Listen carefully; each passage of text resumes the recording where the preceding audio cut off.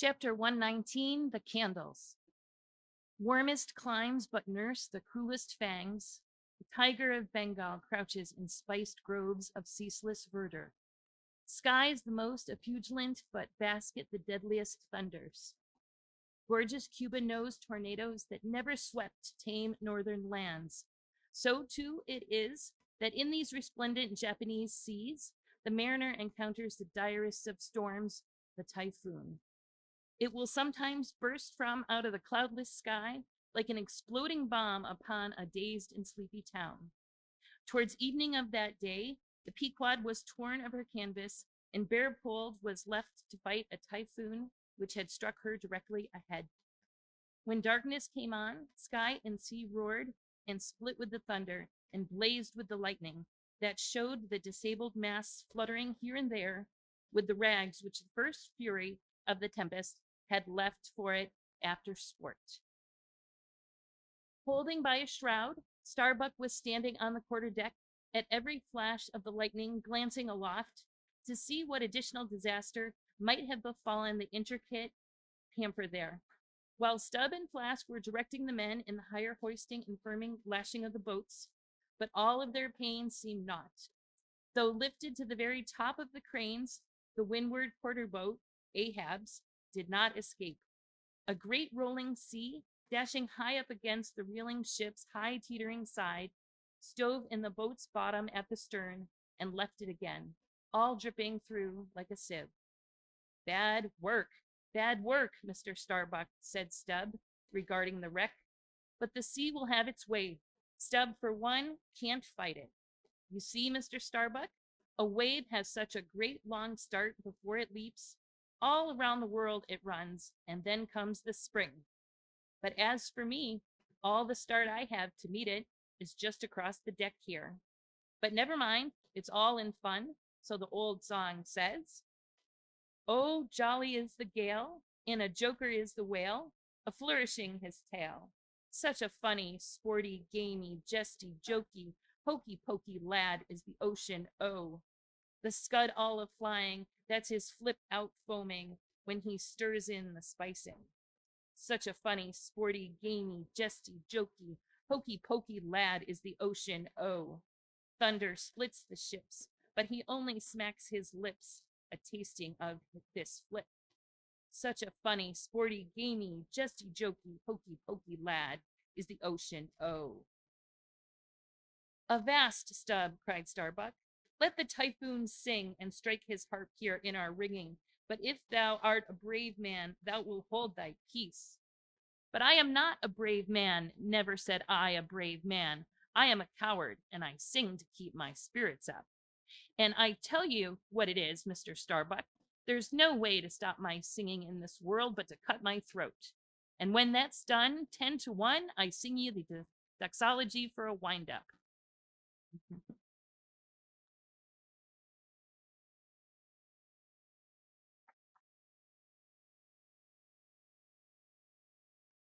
Madman, look through my eyes if thou hast none of thine own.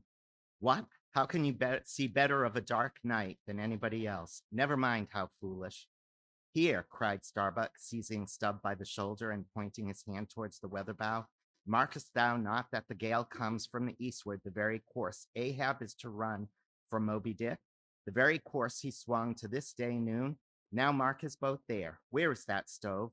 In the stern sheets, man, where he is wont to stand. His standpoint is stove, man. Now jump overboard and sing away if thou must. I don't half understand ye. What's in the wind? Yes, round the Cape of Good Hope is the shortest way to Nantucket, soliloquized Starbuck suddenly, heedless of Stubb's question. The gale that now hammers us to stave us, we can turn it into fair wind that will drive us towards home. Yonder to windward, all is blackness of doom, but to leeward homeward, I see it lightens up there, but not with the lightning. At that moment, in one of the intervals of profound darkness following the flashes, a voice was heard at his side, and almost at the same instant, a volley of thunder peals rolled overhead. Who's there? Old Thunder, said Ahab, groping his way along the bulwarks to his pivot hole, but suddenly finding his path made plain to him by elbowed lances of fire. Now, as the lightning rod to aspire on shore is intended to carry off the perilous fluid into the soil. So the kindred rod, which at sea some ships carry to each mast, is intended to conduct it into the water. But as this conductor must descend to considerable depth, that its ends may avoid all contact with the hull. And as moreover, if kept constantly towing there, it would be liable to many mishaps, besides interfering not a little with some of the rigging and more or less lower parts, more or less impeding the vessel's way in the water. Because of all of this, the lower parts of the ship's lightning rods are not always overboard, but are generally made in long, slender links, so as to the more readily hauled up into the chains outside or thrown down by the sea, as occasion may require. The rods, cried Starbuck to the crew, suddenly admonished to vigilance by the vivid lightning that had just been darting flambeaux to light Ahab to his post. Are they overboard? Drop them over, fore and aft, quick! Avast, cried Ahab. Let's have fair play here, though we be the weaker side.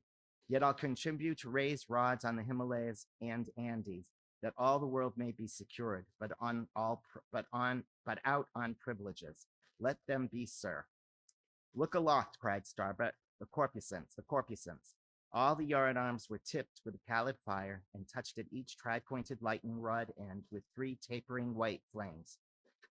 Each of all 3 masts were silently burning in the sulphurous air, like 3 gigantic wax tapers before an altar.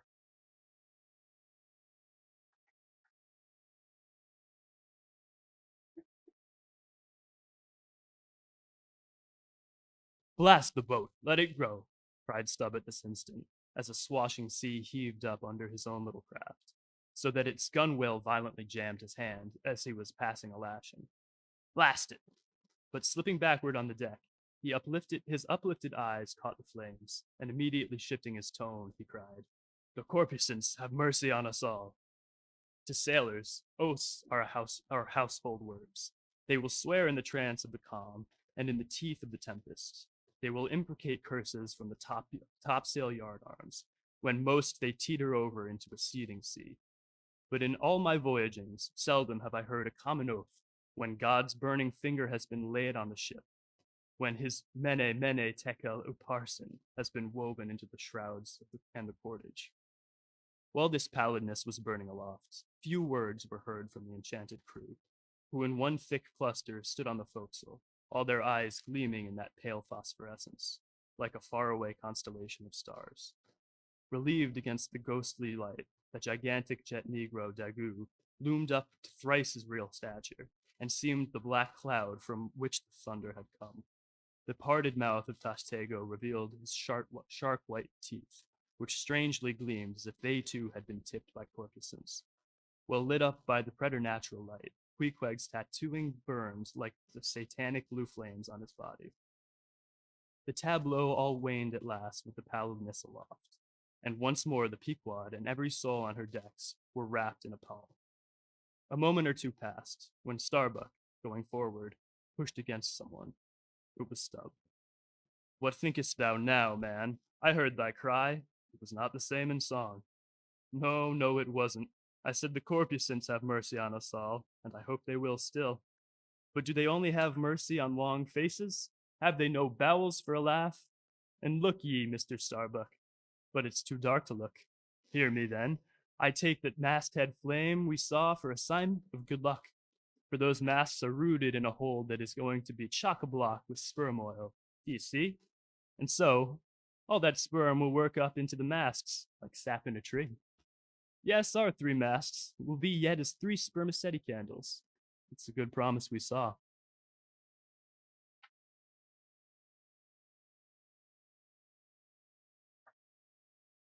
At that moment, Starbuck caught sight of Stubb's face slowly beginning to glimmer into sight. Glancing upwards, he cried, "See, see!" And once more the high tapering flames were beheld, with what seemed redoubled supernaturalness in their pallor. "The corpusants have mercy on us all," cried Stubb again.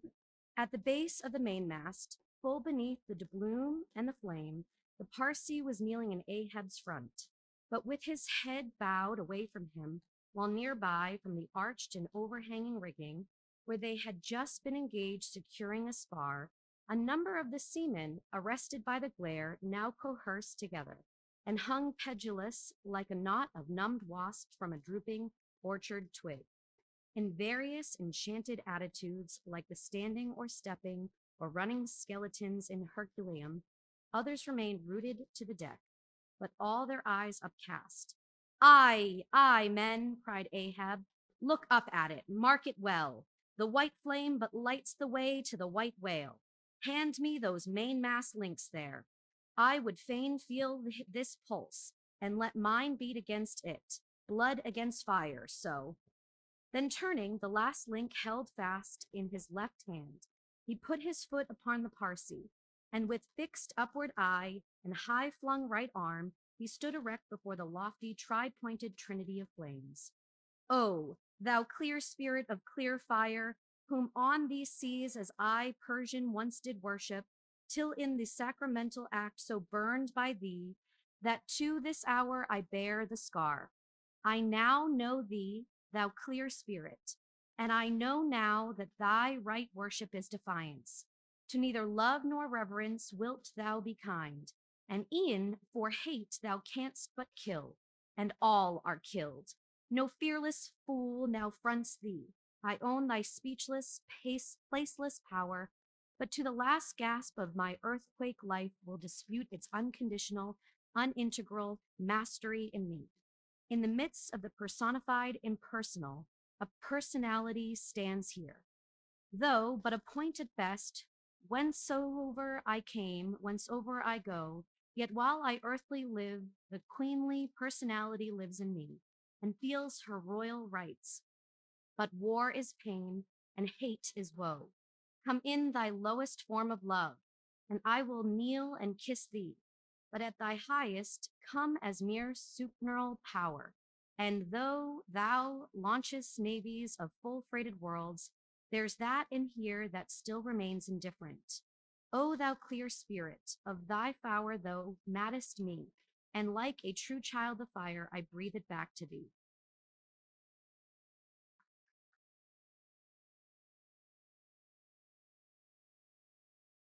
Sudden, repeated flashes of lightning. The 9 flames leap lengthwise to thrice their previous height. Ahab, with the rest, closes his eyes, his right hand pressed hard upon them. I own thy speechless, placeless power, said I, not so. Nor was it wrung from me, nor do I now drop these links. Thou canst blind, but I can then grope.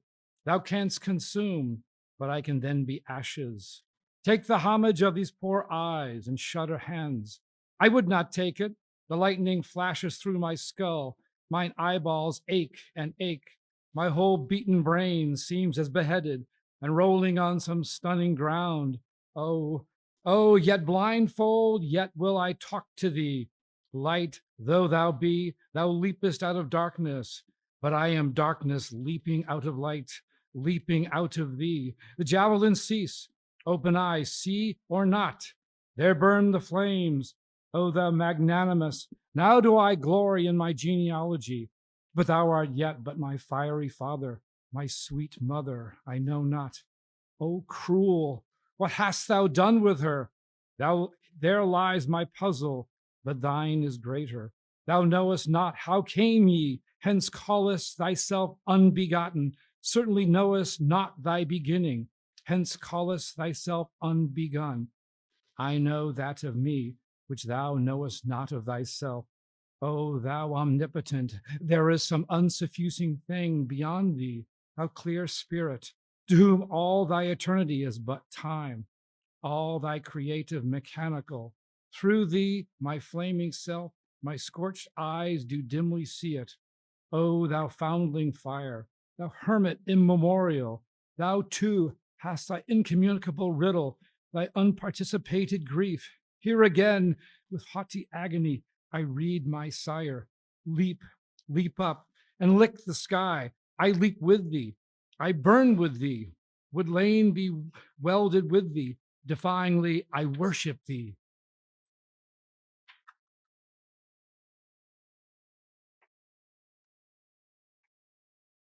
The boat, cried Starbuck. Look at thy boat, old man. Ahab's harpoon, the one forged at Perth's fire, remained firmly lashed in its conspicuous crotch, so that it projected beyond his whaleboat's bow. But the sea that had stove its bottom and had caused the loose leather sheath to drop off, and from the keen steel barb there now came a leveled flame of pale forked fire. As the silent harpoon burned there like a serpent's tongue, Starbuck grasped Ahab by the arm. God is against thee, old man. Forbear. 'Tis an ill voyage, ill begun, ill continued. Let me square the yards, while we may, old man, and make a fair wind of its homewards, to go on a better voyage than this. Overhearing Starbuck, the panic-stricken crew instantly ran to the braces. Now not a sail was left aloft. For the moment, all the aghast mates' thoughts seemed theirs. They raised a half-mutinous cry, but dashing the rattling links to the deck and snatching the burning harpoon, Ahab waved it like a torch among them, swearing to transfix with it the first sailor that but cast loose a rope's end. Petrified by his aspect, and still more shrinking from the fiery dart that he held, the men fell back in dismay, and Ahab again spoke. All your oaths to hunt the white whale are as binding as mine, and heart, soul, and body, lungs, and life old Ahab is bound. And that ye may know to what tune this heart beats, look ye here, thus I blow out the last fear. And with one blast of his breath, he extinguished the flame. As in the hurricane that sweeps the plain, men fly the neighborhood of some lone, gigantic elm, whose very height and strength but tender it so much the more unsafe, because so much the more a mark for thunderbolts. So at those last words of Ahab's, many of the mariners did run from him in a terror of dismay.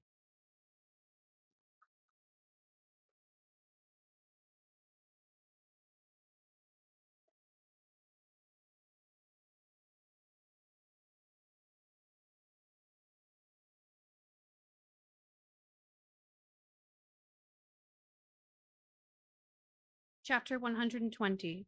The deck towards the end of the first night watch. Ahab standing by the helm, Starbuck approaching him.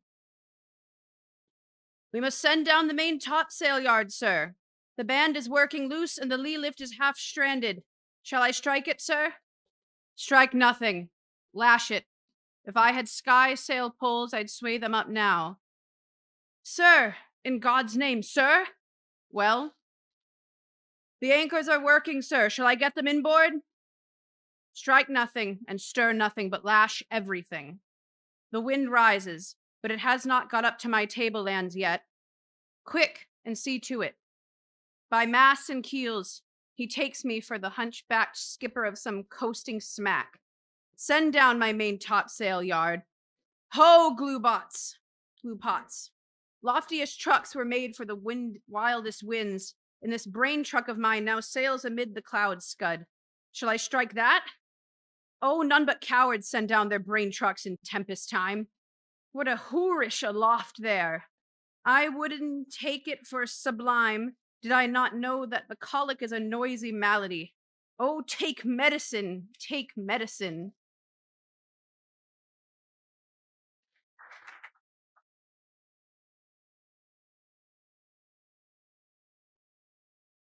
Chapter 121. Midnight, the forecastle bulwarks. Stub and Flask mounted on them and passing additional lashings over the anchors there hanging. No, Stub, you may pound that knot there as much as you please, but you will never pound into me what you were just now saying. And how long ago is it since you said the very contrary? Didn't you once say that whatever ship Ahab sails in, that ship should pay something extra on its insurance policy, just as though if it were loaded with powder barrels aft and boxes of lucifers forward? Stop now, didn't you say so? Well, suppose I did. What then? I've part changed my flesh since that time. Why not my mind?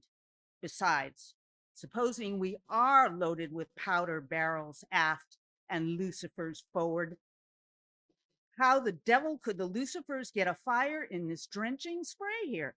Why, my little man, you have pretty red hair, but you couldn't get a fire now.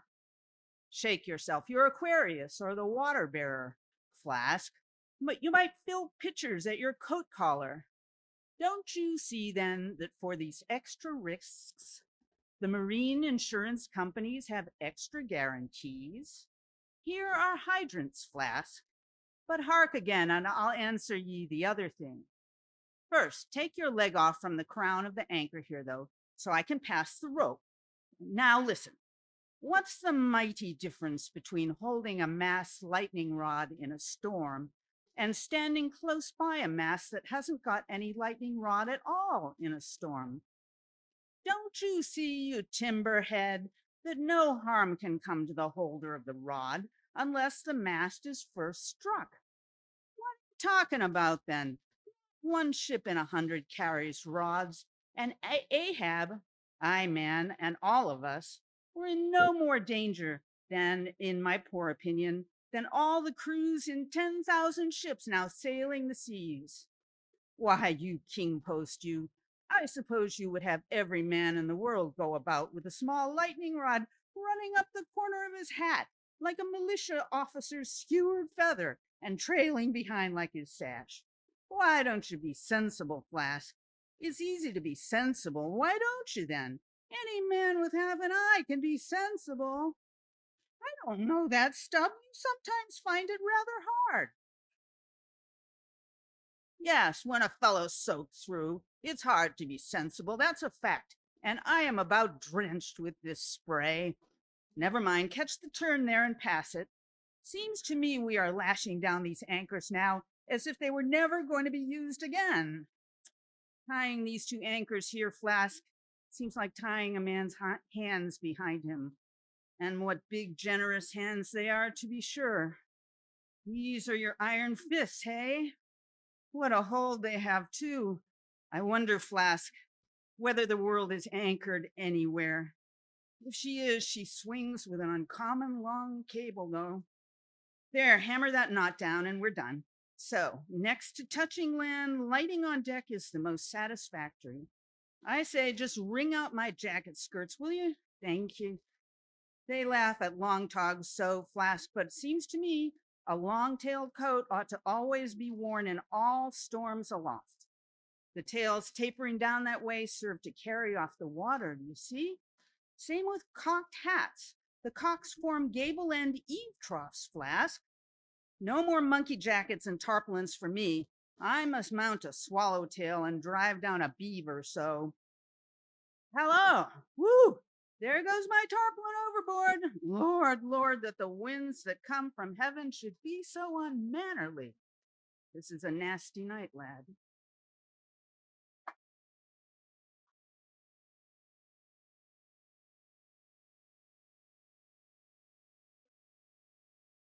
Chapter 122.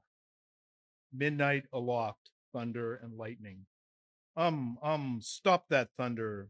Plenty too much thunder up here. What's the use of thunder? We don't want thunder. We want rum. Give us a glass of rum. Chapter 123, The Musket.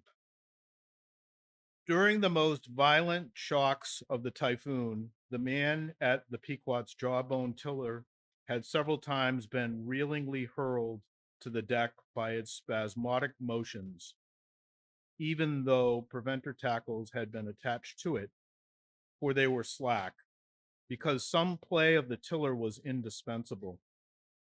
In a severe gale like this, while the ship is but a tossed shuttlecock to the blast, it is by no means uncommon to see the needles in the compasses at intervals go round and round.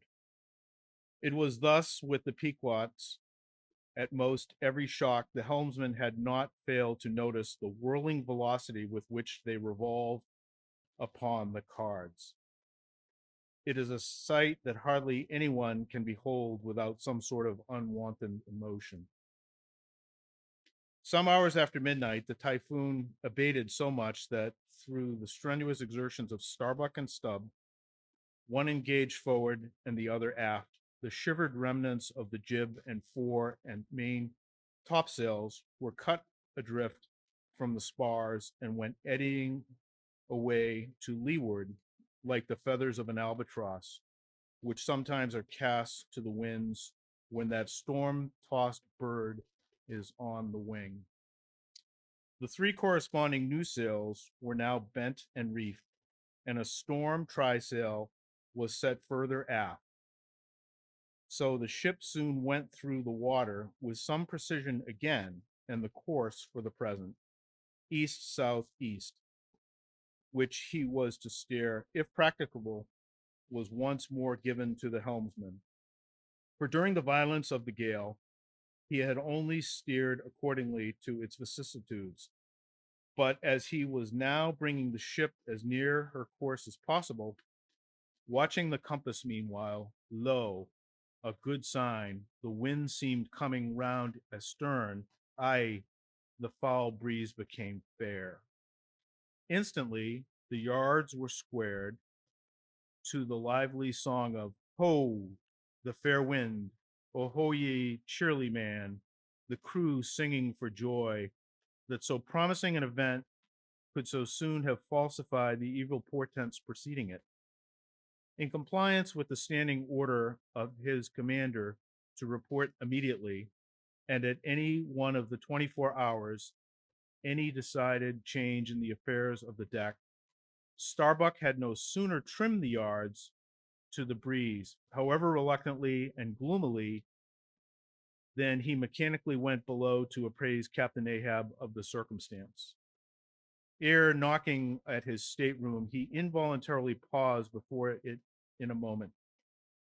The cabin lamp, taking long swings this way and that, was burning fitfully and casting fitful shadows upon the old man's bolted door, a thin one with fixed blinds inserted in place of upper panels. The isolated subterraneousness of the cabin made a certain humming silence to reign there, though it was hooped around by all the roar of the elements. The loaded muskets in the rack were shiningly revealed as they stood upright against the forward bulkhead. Starbuck was an honest, upright man, but out of Starbuck's heart, at the instant when he saw the muskets, there strangely evolved an evil thought, but so bent with its neutral or good accompaniments that for the instant he hardly knew it for itself. He would have shot me at once, he murmured.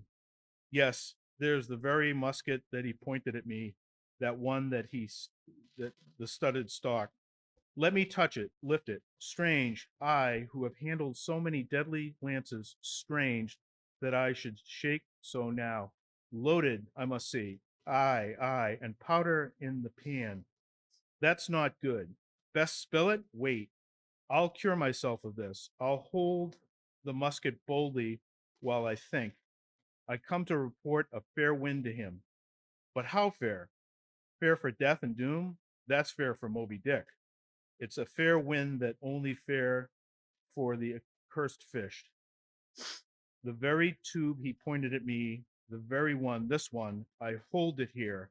He would have killed me with the very thing I handle now.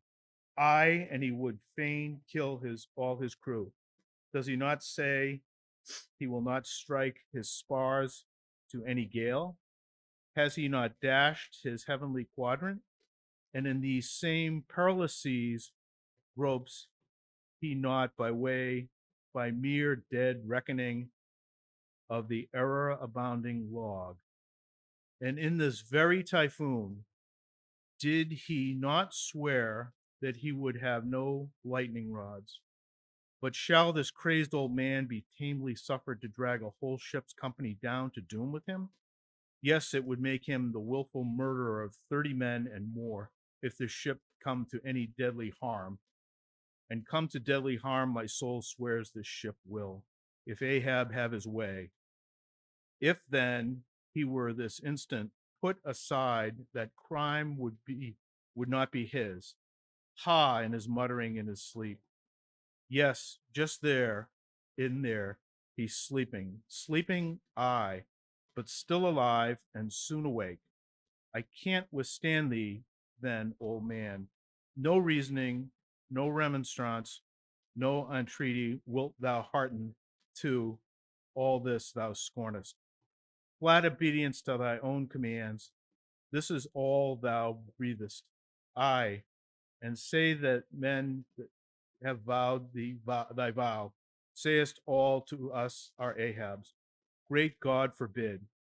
But is there no other way? No lawful way? Make him a prisoner to be taken home. What? Hope to wrest this old man's living power from his own living hands? Only a fool would try it. Say he were pinioned even, knotted all over with ropes and hawsers, chained down to ring bolts on this cabin floor. He would be more hideous than a caged tiger then. I would not endure the sight, could not possibly fly his howlings. All comfort, sleep itself, inestimable reasons would leave me on the long, intolerable voyage. What then remains? The land is hundreds of leagues away, and Loch Japan the nearest. I stand alone here upon an open sea, with two oceans and a whole continent between me and law. Aye, 'tis so. In heaven, a murderer, when its lightning strikes, a would-be murderer in his bed. Tindering sheets and skin together, all would I be a murderer then, if, and slowly, stealthily, and half sideways looking, he placed the loaded musket's end against the door.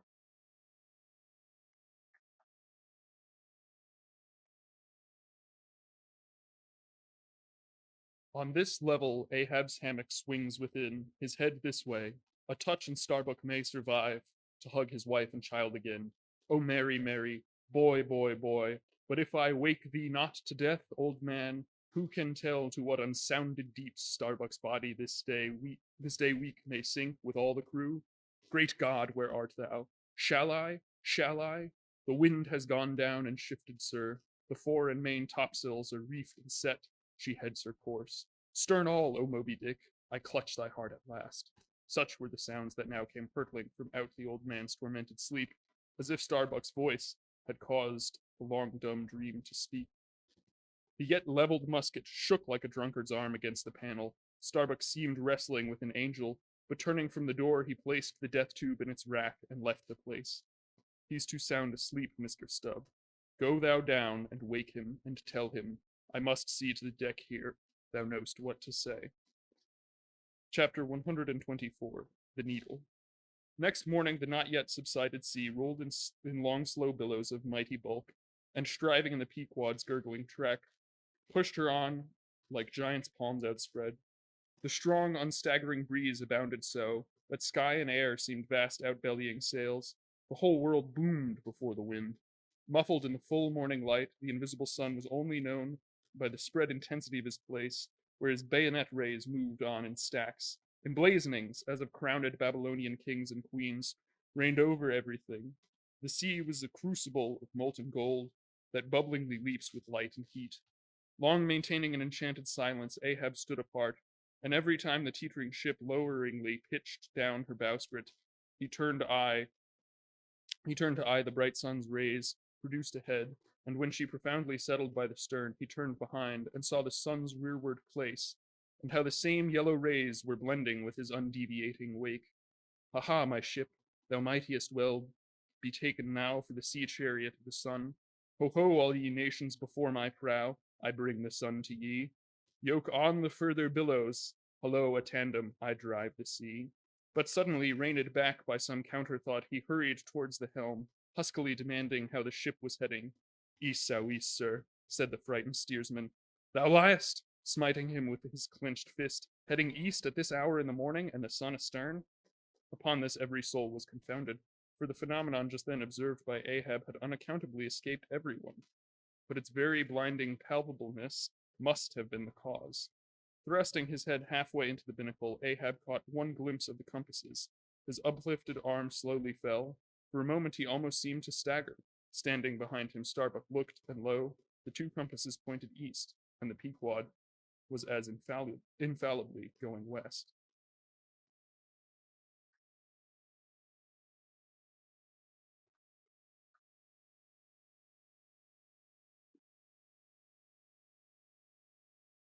But ere the first wild alarm could get out abroad among the crew, the old man with a rigid laugh exclaimed, "I have it! It has happened before. Mr. Starbuck, last night's thunder turned our compasses, that's all. Thou hast before now heard of such a thing, I take it?" "Aye, but never before has it happened to me, sir," said the pale mate gloomily. Here it must needs be said that accidents like this have in more than one case occurred to ships in violent storms. The magnetic energy, as developed in the mariner's needle, is, as all know, essentially one with electricity, beheld in heaven. Hence, it is not to be much marveled at that such things should be. In instances where the lightning has actually struck the vessel, so as to smite down some of the spars and rigging, the effect upon the needle has at times been still more fatal, all its lodestone virtue being annihilated, so that before magnetic steel was of no more use than an old wife's knitting needle. But in either case, the needle never again, of itself, recovers the original virtue thus marred or lost. And if the binnacle compasses be affected, the same fate reaches all the others that may be in the ship, even were the lowermost one inserted into the kelson. Deliberately standing before the binnacle and eyeing the transpointed compasses, the old man, with the sharp of his extended hand, now took the precise bearing of the sun, and satisfied that the needles were exactly inverted, shouted out his orders for the ship's course to be changed accordingly. The yards were hard up, and once more the Pequod thrust her undaunted bows into the opposing wind, for the supposed fair one had only been juggling her. Meanwhile, whatever were his own secret thoughts, Starbuck said nothing, but quietly he issued all requisite orders, while Stubb and Flask, who in some small degree seemed then to be sharing his feelings, likewise unmurmuringly acquiesced. As for the men, though some of them lowly rumbled, their fear of Ahab was greater than their fear of fate. But as ever before, the pagan harpooneers remained almost wholly unimpressed, or if impressed, it was only with a certain magnetism shot into their congenial hearts from inflexible Ahabs. For a space, the old man walked the deck in rolling reveries, but chancing to slip with his ivory heel, he saw the crushed copper sight tubes of the quadrant he had the day before dashed to the deck. "Thou poor, proud heaven-gazer and sun's pilot, yesterday I wrecked thee, and today the compasses would fain have wrecked me. So, but Ahab is lord over the level lodestone yet. Mr. Starbuck, a lance without the pole, a topmaul, and the smallest of the sailor maker's needles. Quick!" Accessory perhaps to the impulse dictating the thing he was now about to do were certain prudential motives, whose object might have been to revive the spirits of his crew by a stroke of his subtile skill in a matter so wondrous that as of the inverted compasses. Besides, the old man well knew that to steer by transpointed needles, though clumsily practicable, was not a thing to be passed over by superstitious sailors without some shudderings and evil portents. "Men," he said, steadily turning upon the crew, as the mate handed him the things he had demanded, "my men, the thunder turned old Ahab's needles, but out of this bit of steel, Ahab can make one of his own that will point as true as any." Abashed glances of servile wonder were exchanged by the sailors as this was said, and with fascinated eyes they awaited whatever magic might follow. But Starbuck looked away. With a blow from the topmaul, Ahab knocked off the steel head of the lance, and then handing to the mate the long iron rod remaining, bade him hold it upright, without its touching the deck. Then, with the maul, after repeatedly smiting the upper end of this iron rod, he placed the blunted needle endwise on the top of it, and less strongly hammered that, several times, the mate still holding the rod as before. Then, going through some small strange motions with it, whether indispensable to the magnetizing of the steel or merely intended to augment the awe of the crew, is uncertain. He called for linen thread, and moving to the binnacle, slipped out the two reverse needles there, and horizontally suspended the sail needle by its middle over one of the compass cards. At first, the steel went round and round, quivering and vibrating at either end. But at last, it settled into its place, when Ahab, who had been intently watching for this result, stepped frankly back from the binnacle and, pointing his stretched arm toward it, exclaimed, "Look ye for yourselves. If Ahab is not lord of the level lodestone, the sun is east, and that compass swears it." One after another they peered in, for nothing but their own eyes could persuade such ignorance as theirs, and one after another they slunk away. In his fiery eyes of scorn and triumph, you then saw Ahab in all his fatal pride. Chapter 125, The Log and Line. I'm done? Yeah, okay.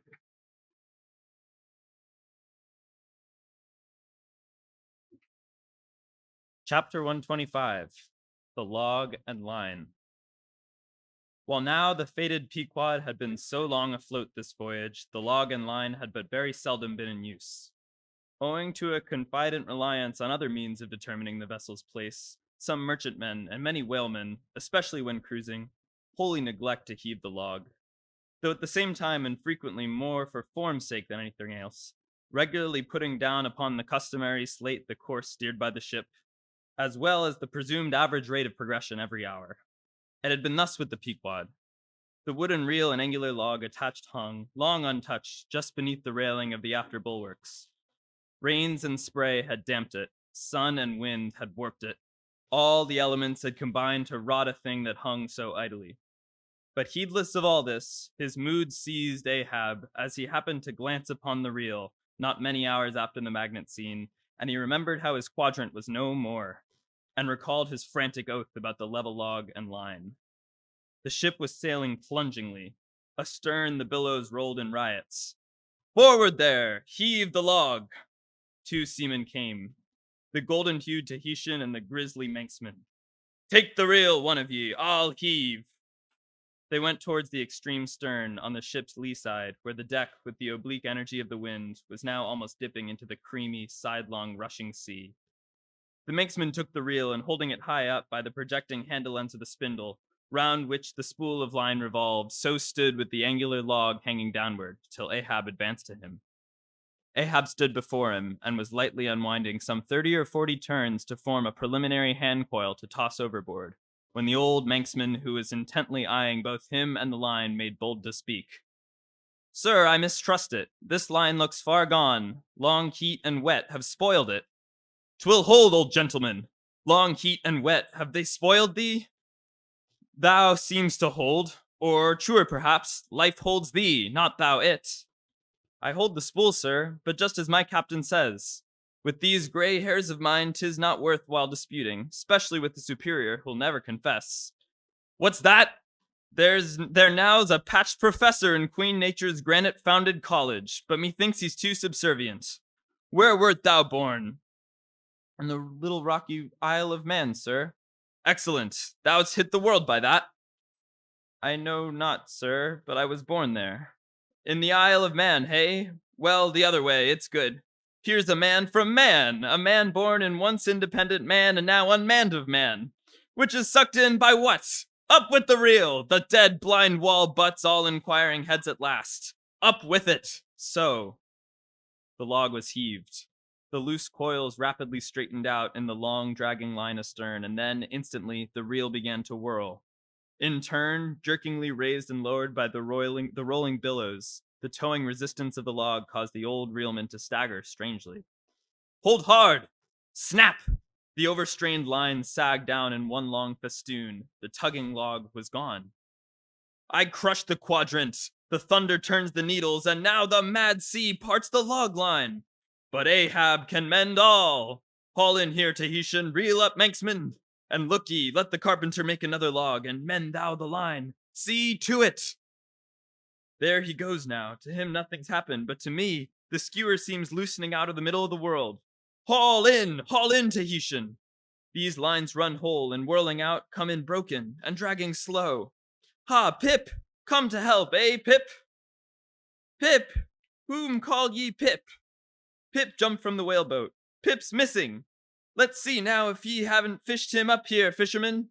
It drags hard. I guess he's holding on. Jerk him, Tahiti. Jerk him off. We haul in no cowards here. Ho! There's his arm just breaking water. A hatchet, a hatchet. Cut it off. We haul in no cowards here. Captain Ahab, sir, sir. Here's Pip trying to get on board again. Peace, thou crazy loon, cried the Manxman, seizing him by the arm. Away from the quarterdeck. The greater idiot ever scolds the lesser, muttered Ahab, advancing. Hands off from that holiness. Where sayest thou Pip was, boy? Astern there, astern! Lo, lo! And who art thou, boy? I see not my reflection in the vacant pupils of thy eyes. O God, that man should be a thing for immortal souls to sieve through. Who art thou, boy? Bellboy, sir, the ship's crier. Ding dong ding, Pip, Pip, Pip. 100 pounds of clay reward for Pip. 5 feet high, looks cowardly, quickest known by that. Ding dong ding, who's seen Pip the coward? There can be no hearts above the snow line. Oh, ye frozen heavens, look down here. Ye did beget this luckless child and have abandoned him, you creative libertines. Here, boy, Ahab's cabin shall be Pip's home henceforth, where Ahab lives. Thou touchest my inmost center, boy. Thou art tied to me by cords woven of my heartstrings. Come, let's down. What's this? Here's velvet shark skin. Intensely gazing at Ahab's hand and feeling it. Ah, now had poor Pip but felt so kind a thing as this, perhaps he had ne'er been lost. This seems to me, sir, as a man-rope, something that weak souls may hold by. Oh, sir, let old Perth now come and rivet these two hands together, the black one with the white, for I will not let this go. Oh, boy, nor will I thee, unless I should thereby drag thee to worse horrors than are here. Come then, to my cabin. Lo! Ye believers in God's all goodness and in man all ill, lo you, see omniscient God's oblivious of suffering man, and man, though idiotic and knowing not what he does, yet full of the sweet things of love and gratitude, come! I feel prouder leading thee by thy black hand than though I grasped an emperor's. Oh, go, two daft ones now, muttered the old Manxman. One daft with strength, the other daft with weakness. But here's the end of the rotten line, all dripping too. Mended, eh? I think we had best have a new line altogether. I'll see Mr. Stubb about it.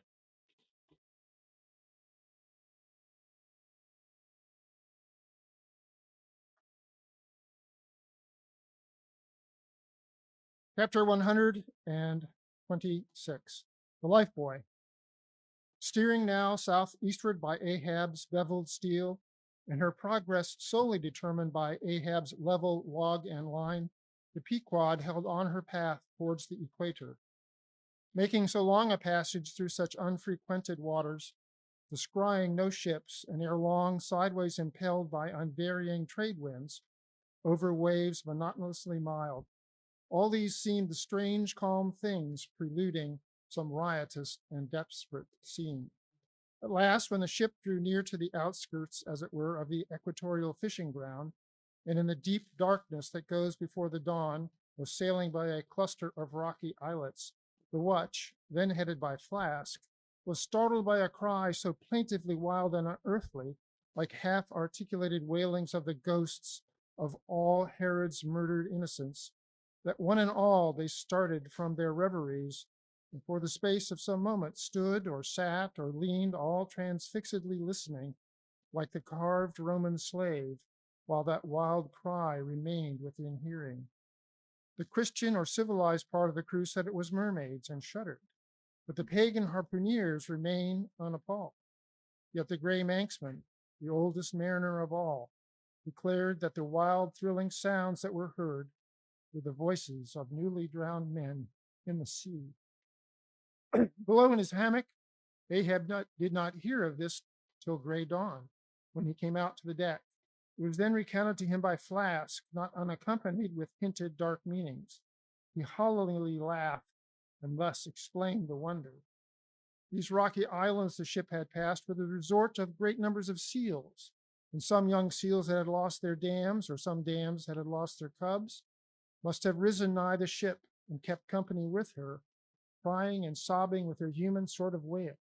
But this only the more affected some of them, because most mariners cherish a very superstitious feeling about seals, arising not only from their peculiar tones when in distress, but also from the human look of their round heads and semi-intelligent faces, seen peeringly uprising from the water alongside. In the sea, under certain circumstances, seals have more than once been mistaken for men. But the boatings of the crew were destined to receive a most plausible confirmation in the fate of one of their number that morning. At sunrise, this man went from his hammock to his masthead at the fore, and whether it was that he was not yet half waked from his sleep, for sailors sometimes go aloft in a transition state, whether it was thus with the man, there is now no telling. But be that as may, he had not been long at his perch when a cry was heard, a cry and a rushing, and looking up, they saw a falling phantom in the air, and looking down, a little tossed heap of white bubbles in the blue of the sea. The lifebuoy, a long center cask, was dropped from the stern, where it always hung obedient to a cunning spring, but no hand rose to seize it, and the sun having long beat upon this cask, it had shrunken, so that it slowly filled, and the parched wood also filled at its every pore, and the studded iron-brown cask followed the sailor to the bottom, as if to yield him his pillow, though in sooth but a hard one. And thus the first man of the Pequod that mounted the mast to look out for the white whale on the white whale's own peculiar ground, that man was swallowed up in the deep. But few perhaps thought of that at the time. Indeed, in some sort, they were not grieved at this event, at least as a portent, for they regarded it not as a foreshadowing of evil in the future, but as the fulfillment of an evil already presaged. They declared that now they knew the reason of those wild shrieks they heard the night before. But again, the old Manxman said nay.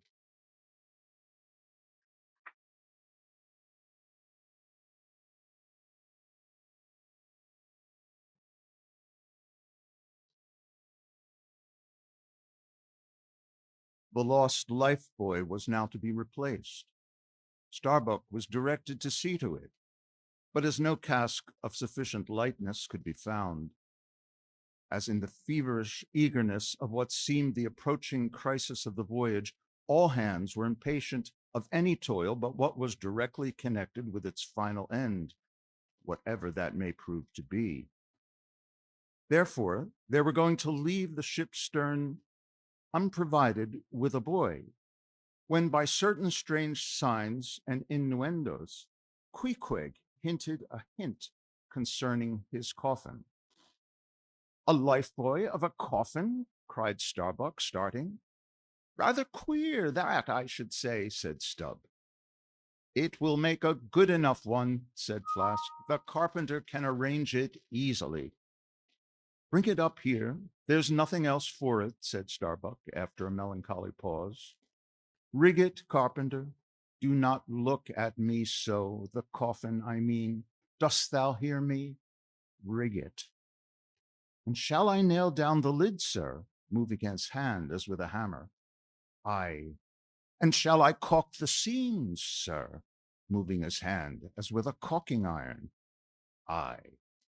"And shall I then pay over the same with pitch, sir?" moving his hand as with a pitch pot. "Away! What possesses thee to this? Make a lifebuoy of the coffin and no more. Mr. Stubb, Mr. Flask, come forward with me." He goes off in a huff. The whole he can endure, but the parts he balks. Now I don't like this. I make a leg for Captain Ahab, and he wears it like a gentleman.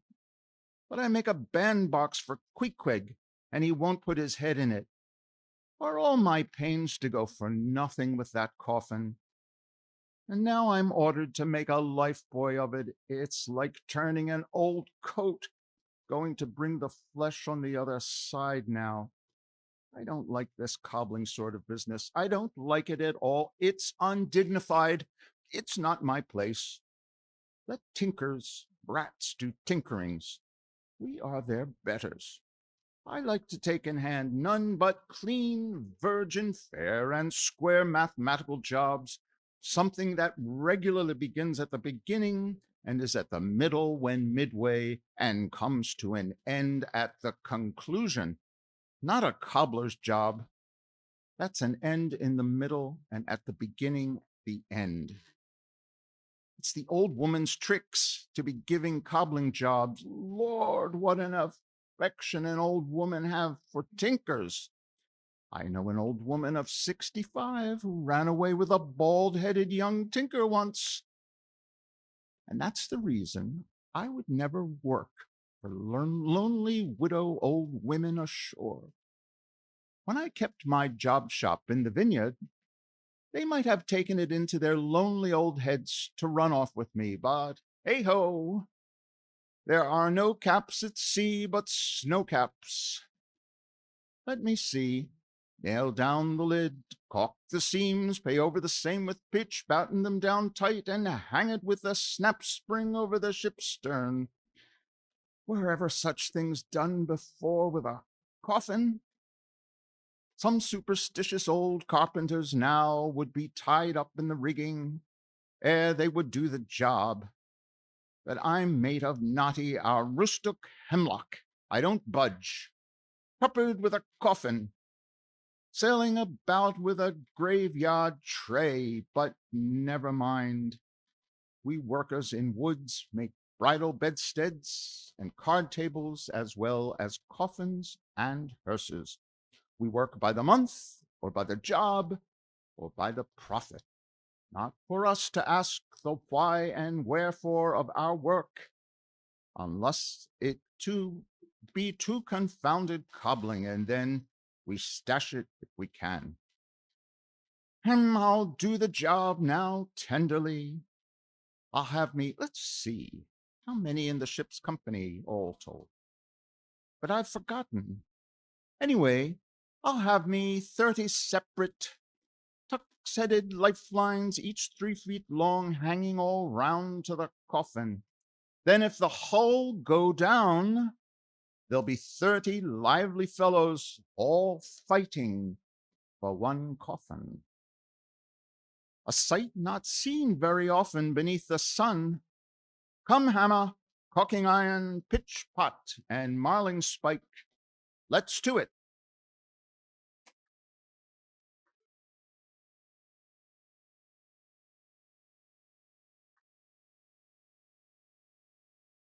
Chapter 127, The Deck.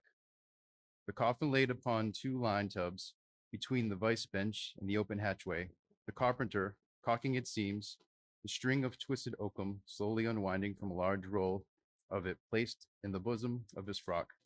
Ahab comes slowly from the cabin gangway and hears Pip following him. Back, lad, I will be with ye again presently. He goes. Not this hand complies with my humor more genially than that boy. Middle aisle of a church. What's there? Life buoy, sir, Mr. Starbuck orders. Oh, look, sir, beware the hatchway. Thank ye, man. The coffin lies handy to the vault. Sir, the hatchway? Oh, so it does, sir, so it does. Art not thou the leg maker? Look, did not this stump come from thy shop? I believe it did, sir. Does the furlough stand, sir? Well enough. But art thou not also the undertaker? Aye, sir. I patched up this thing here as a coffin for Queequeg, but they've set me now to turning it into something else. Then tell me, art thou not an errant, all-grasping, intermeddling, monopolizing, heathenish old scamp, to be one day making legs and the next day coffins to clamp them in, and yet again life buoys out of those same coffins? Thou art as unprincipled as the gods, and as much of a jack of all trades. But I do not mean anything, sir. I do as I do. The gods again. Hark ye. Dost thou not ever sing working about a coffin? The Titans, they say, hum snatches when chipping out their craters for volcanoes, and the gravedigger in the plays sings, spade in hand. Dost thou never sing, sir? Do I sing? Oh, I'm indifferent enough, sir, for that. But the reason why the gravedigger made music must have been because there was none in his spade, sir. But the caulking mallet is full of it. Hark to it. Aye. And that's because the lid, there's a sounding board, and that in all things make the sounding board is this. There's not beneath, and yet a coffin with a body in it rings pretty much the same, carpenter. Hast thou ever helped carry a bier? and heard the coffin knock against the churchyard gate going in? Faith, sir, faith. What's that? Why, faith, sir. It's only a sort of exclamation like, that's all, sir. Go on. I was about to say, sir, that art thou a silkworm? Dost thou spin thy own shroud out of thyself? Look at thy bosom. Dispatch, and get these traps out of sight. Here goes aft. He goes aft. That was sudden now, but squalls come sudden in hot latitudes. I've heard that the Isle of Albemarle, one of the Galapagos, is cut by the equator right in the middle. Seems to me some sort of equator cuts yon old man too, right in his middle. He's always under the line, fiery hot, I tell ye. He's looking this way. Come, Oakham, quick. Here we go again. This wooden mallet is the cork, and I'm the professor of musical glasses. Tap, tap. Ahab to himself. There's a sight. There's a sound. The gray-headed woodpecker tapping the hollow tree. Blind and deaf, might well be envied now. See, that thing's rests on 2 line tubs, full of tow lines. A most malicious wag, that fellow. Rat-tat. So man's seconds tick. Oh, how immaterial are all materials. What things real are there, but imponderable thoughts? Here now is the very dreaded symbol of grim death, by a mere hap, made the expressive sign of the help and hope of most endangered life, a life buoy of a coffin. Does it go further? Can it be that in some spiritual sense, the coffin is, after all, but an immortality preserver? I'll think of that. But no, so far gone am I on the dark side of earth, that its other side, the theoretic bright one, seems but uncertain twilight to me. Will ye never have done, carpenter, with that accursed sound? I go below. Let me not see that thing here when I return again. Now then, Pip, we'll talk over this. I do suck most wondrous philosophies from thee. Some unknown conduits from the unknown worlds must empty into thee.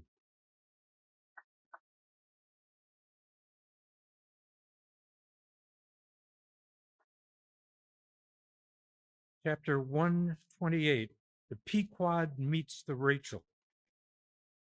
Next day, a large ship, the Rachel, was descried, bearing directly down upon the Pequod, all her spars thickly clustering with men. At the time, the Pequod was making good speed through the water, but as the broad-winged windward stranger shot nigh to her, the boastful sails all fell together as blank bladders that are burst, and all life fled from the smitten hull. Bad news. She brings bad news, muttered the old manxman. But ere her commander, who with trumpet to mouth stood up in his boat, ere he could hopefully hail, Ahab's voice was heard. Hast seen the white whale? Aye, yesterday. Have you seen a whaleboat adrift? Throttling his joy, Ahab negatively answered this unexpected question, and would then have fain boarded the stranger, when the stranger captain himself, having stopped his vessel's way, was seen descending her side. A few keen pulls, and his boat hook soon clinched the Pequod's main chains, and he sprang to the deck. Immediately he was recognized by Ahab for a Nantucketer he knew, but no formal salutation was exchanged. Where was he? Not killed? Not killed, cried Ahab, closely advancing. How was it? It seemed that somewhat late on the afternoon of the day previous, while 3 of the strangers' boats were engaged with a shoal of whales, which had led them some 4 or 5 miles from the ship, and while they were yet in swift chase to windward, the white hump and head of Moby-Dick had suddenly loomed up out of the blue water, not very far to leeward, whereupon the 4th rigged boat, a reserved one, had been instantly lowered in chase. After a keen sail before the wind, this 4th boat, the swiftest keeled of all, seemed to have succeeded in fastening, at least as well as the man at the masthead could tell anything about it.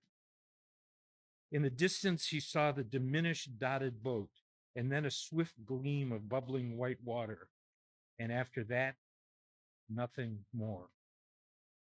Whence it was concluded that the stricken whale must have indefinitely run away with his pursuers, as often happens.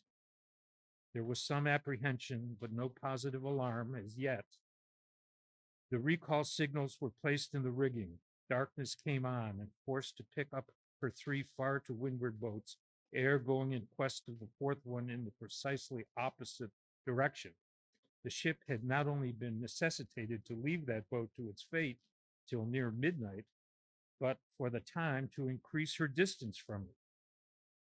But the rest of her crew being at last safe aboard, she crowded all sail, stunsail on stunsail, after the missing boat, kindling a fire in her tripods for a beacon, and every other man aloft on the lookout. But though when she had thus sailed a sufficient distance to gain the presumed place of the absent ones when last seen, though she then paused to lower her spare boats to pull all around her, and not finding anything, had again dashed on, again paused, and lowered her boats. And though she had thus continued doing till daylight, yet not the least glimpse of the missing keel had been seen. The story told, the stranger captain immediately went on to reveal his object in boarding the Pequod. He desired that ship to unite with his own in the search by sailing over the sea some 4 or 5 miles apart on parallel lines, and so sweeping a double horizon, as it were. "I will wager something now," whispered Stubb to Flask, "that someone in that missing boat wore off that captain's best coat. Mayhap his watch. He's so cursed anxious to get it back. Whoever heard of 2 pious whale ships cruising after one missing whaleboat in the height of the whaling season? See, Flask, only see how pale he looks, pale in the very buttons of his eyes. Look, it wasn't the coat. It must have been the... My boy, my own boy is among them. For God's sake, I beg, I conjure," here exclaimed a stranger captain to Ahab, who thus far had but icily received his petition. "For 48 hours, let me charter your ship. I'll gladly pay for it, and roundly pay for it, if there be no other way. For 40 hours only, only that. You must, oh, you must, and you shall do this thing." "His son," cried Stubb. "Oh, it's his son he's lost. I take back the coat and watch. What says Ahab? We must save that boy." "He's drowned with the rest on him last night," said the old Manx sailor standing behind them. "I heard, all of you heard their spirits." Now, as it shortly turned out, what made this incident of the Rachels the more melancholy was the circumstance that not only was one of the captain's sons among the number of the missing boat's crew, but among the number of the other boat's crews at the same time, but on the other hand, separated from the ship during the dark vicissitudes of the chase, there had been still another son. At that, for a time, the wretched father was plunged to the bottom of the cruelest perplexity, which was only solved for him by his chief mates instinctively adopting the ordinary procedure of a whale ship in such emergencies. That is, when placed between jeopardized but divided boats, always to pick up the majority first. But the captain, for some unknown constitutional reason, had refrained from mentioning all this, and not till, forced to it by Ahab's iciness, did he allude to his one yet missing boy, a little lad, but 12 years old, whose father, with the earnest but unmisgiving hardihood of a Nantucketer's paternal love, had thus early sought to initiate him in the perils and wonders of a vocation almost immemorially the destiny of all his race. Nor does it infrequently occur that Nantucket captains will send a son of such tender age away from them for a protracted 3 or 4 years' voyage in some other ship than their own, so that their first knowledge of a whaleman's career shall be unenervated by any chance display of a father's natural but untimely partiality or undue apprehensiveness and concern. Meantime, now the stranger was still beseeching his poor boon of Ahab, and Ahab still stood like an anvil, receiving every shock, but without the least quivering of his own. I will not go, said the stranger, till you say aye to me. Do to me as you would have me do to you in the like case. For you too have a boy, Captain Ahab, though but a child and a nestling safely at home now, a child of your old age too. Yes, yes, you relent. I see it. Run, run, men, now, and stand by to square the yards. Avast, cried Ahab. Touch not a rope yard. Then in a voice that prolongingly molded every word, Captain Gardner, I will not do it. Even now I lose time. Goodbye, goodbye. God bless ye, man, and may I forgive myself, but I must go. Mr. Starbuck, look to the binnacle watch, and in 3 minutes from this present instant warn off all strangers. Then brace forward again and let the ship sail as before. Hurriedly turning with averted face, he descended into his cabin, leaving the strange captain transfixed at this unconditional and utter rejection of his so earnest suit. But starting from his enchantment, Gardner silently hurried to the side. More fell than stopped into his boat and returned to his ship. Soon the two ships diverged their wakes, and long as the stranger vessel was in view, she was seen to yaw hither and thither at every dark spot, however small, on the sea. This way and that her yards were swung round, starboard and larboard. He continued to tack.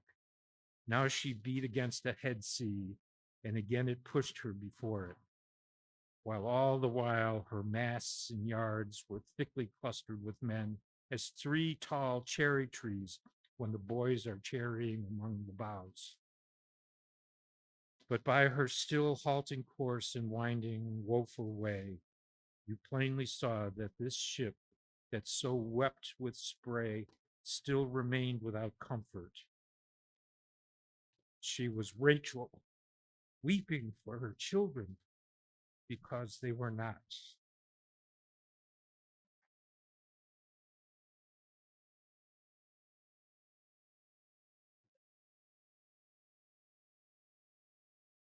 Chapter 129, The Cabin. Ahab moving to go on deck, Pip catches him by the hand to follow. Lad, lad, I tell thee, thou must not follow Ahab now. The hour is coming when Ahab would not scare thee from him, would not have thee by him. There is that in thee, poor lad, which I feel too curing to my malady. Like cures like. For this hunt, my malady becomes my most desired health. Do thou abide below here, and where they shall serve thee as if thou wert the captain. Aye, lad, thou shalt sit here in my own screwed chair. Another screw to it thou must be. No, no, no, ye have not a whole body, sir. Do ye but use poor me for your one lost leg? Only tread upon me, sir. I ask no more, so I remain a part of you.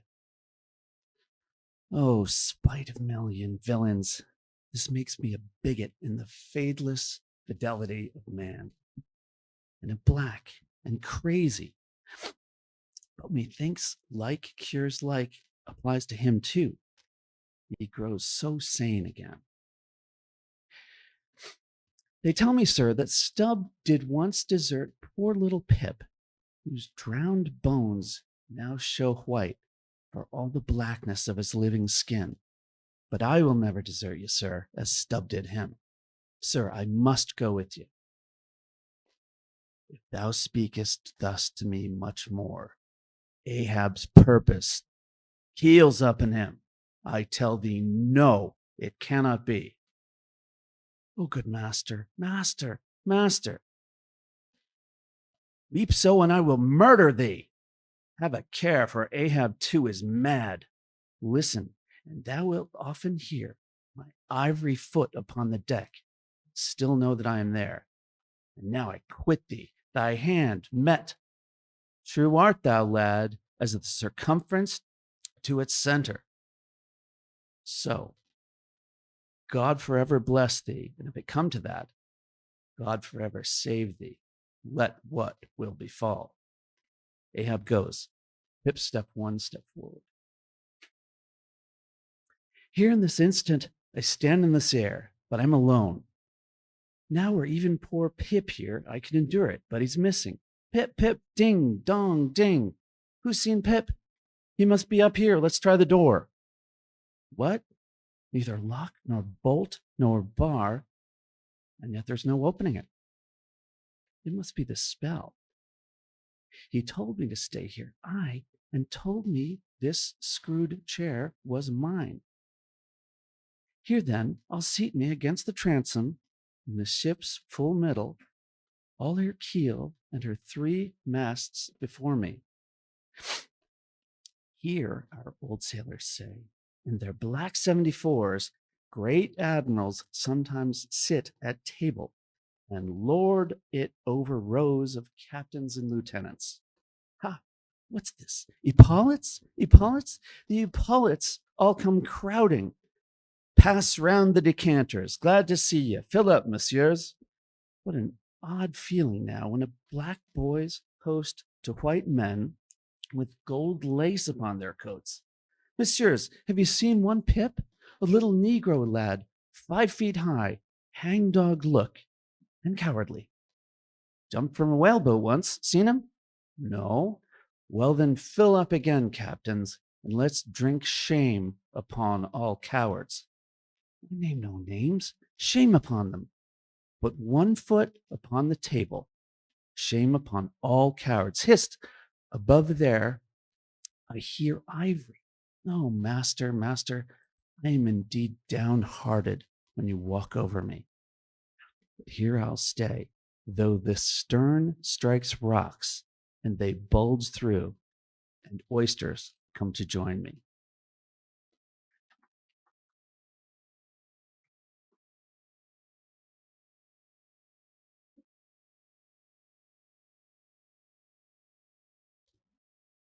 And now, at the proper time and place, after so long a wide and preliminary cruise, Ahab, all other wailing waters swept, seemed to have chased his foe into an ocean fold, to slay him the more securely there.